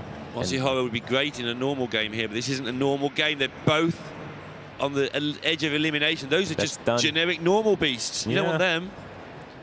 Yeah, the way this series kind of played out, kind of went the expected way for the first couple of games there. The first 4 games, I'd say, they were just kind of trading back expected matchups. And then when it came down to the decider one, it looks like Feno is a little bit better off in this matchup. I think played a little bit better. There's Gul'dan. He'll win now. Yeah. Right when Gul'dan was drawn, he won. Yeah, and Feno will move to the semi-finals. Jarla from Nordavind getting a load more points, but still just only, as sarcastically, another top 8 for him this year. But Feno will be playing the winner of Impact and Doc Pone, and he'll get to put his feet up for a while because there's 3 more matches before we even get into that semi-final. Yeah, and shout out to Jarla bringing the Priest. Yeah. The only player in the top 16, right, with Priest. So that's in the top 160, I think. The only player in the top 160 with Priest. It's really cool to see, you know, Priest get its time to shine, and the Priest did quite well in the series. You got to respect his decision to bring that. It you know, came in, got the win that he intended it to get, and unfortunately, that last match, she just always seemed a little bit too far behind. Death Knight Rexar was phenomenal against the Warrior, and that last one just couldn't quite get the beast that he needed there at the end. Yeah, I still tend to believe that the Rexar is not good in that matchup. From my experience playing that sample size of 1 agrees with you, although it was also the card that maybe could help him stabilize, but then he needed to stabilize because he has it. So. He drew 2 Hunter's Marks, and the Rexar was still too slow. So, I don't know. Well, what do you think, Core, about the night? What was being said between you and Jay and the other players? Anything? Keeping Rexar in the last game? You're going to sit on the fence, aren't you? I'm going to say it's a tough call. I can't ever fault anyone for keeping Rexar. I don't know much about what they were saying out there. I did see Hunter Ace Gallon and just saying, you know, wrapped around Gallon's laptop, you know, intensively watching that match. But that was before that last game. When that last game came in, we were backstage here getting ready for the next match. So tough to say how they're feeling out there. I don't think keeping Rexar is ever that bad. But certainly, you know, maybe it's just right to throw it there and get the exact correct sequence of cards. If that's the only thing that you can do to win the game, maybe you just have to do it. Yeah, I think that's fair. That's a tough one. 1 down, 6 to go. 1 down, 6 to go. And Feno is continuing on his really phenomenal tear in DreamHack events this year. So congratulations to him. Jarla, unfortunately, will not be moving on. It would have been really nice to see him win this one, but his road will end in the top 8. And Feno's going to be playing the winner of Doc Pone versus Impact. That's going to be our next match up. Impact has a full aggro lineup. Doc Pone has the anti-control lineup with Shutterwalk Shaman and Quest Rogue. So it's going to be interesting to see how those two interact with each other. Yeah, so Impact has just done it again. He's having a really good season, bringing his own lineups, and Doc Pone when you say he's done it again, he seems to do it every time he turns up, but that's very sporadically. It's been a while for him. And I did get a chance to actually chat with him out in the convention hall in the Hearthstone play area. And he's just saying, you know what, he's got a full-time job. It's difficult to give up the necessary time that he needs to qualify for playoffs. He did qualify for the summer season, did not attempt to qualify for this fall season. However, you know, when he does have the time, you know, he's a native to Montreal, so it was obviously, you know, easy for him to come out here and be able to compete. And he's still very talented.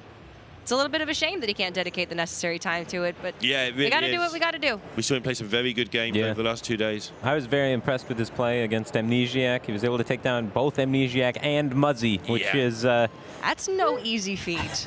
yeah, it's definitely an accomplishment. He seems to be like absolutely on fire this weekend. That's kind of like the best I've seen Dokpon ever play would be, I would say, this weekend. He definitely has had some hit or miss performances in the past. Top 8 at Worlds was phenomenal, but maybe a little bit of shaky play before that. So it's really nice to see him coming back in and performing his best. And we're going to be seeing up next Dokpon versus Impact, who will be going up against Feno in the semifinals. Make sure you stick around to find out.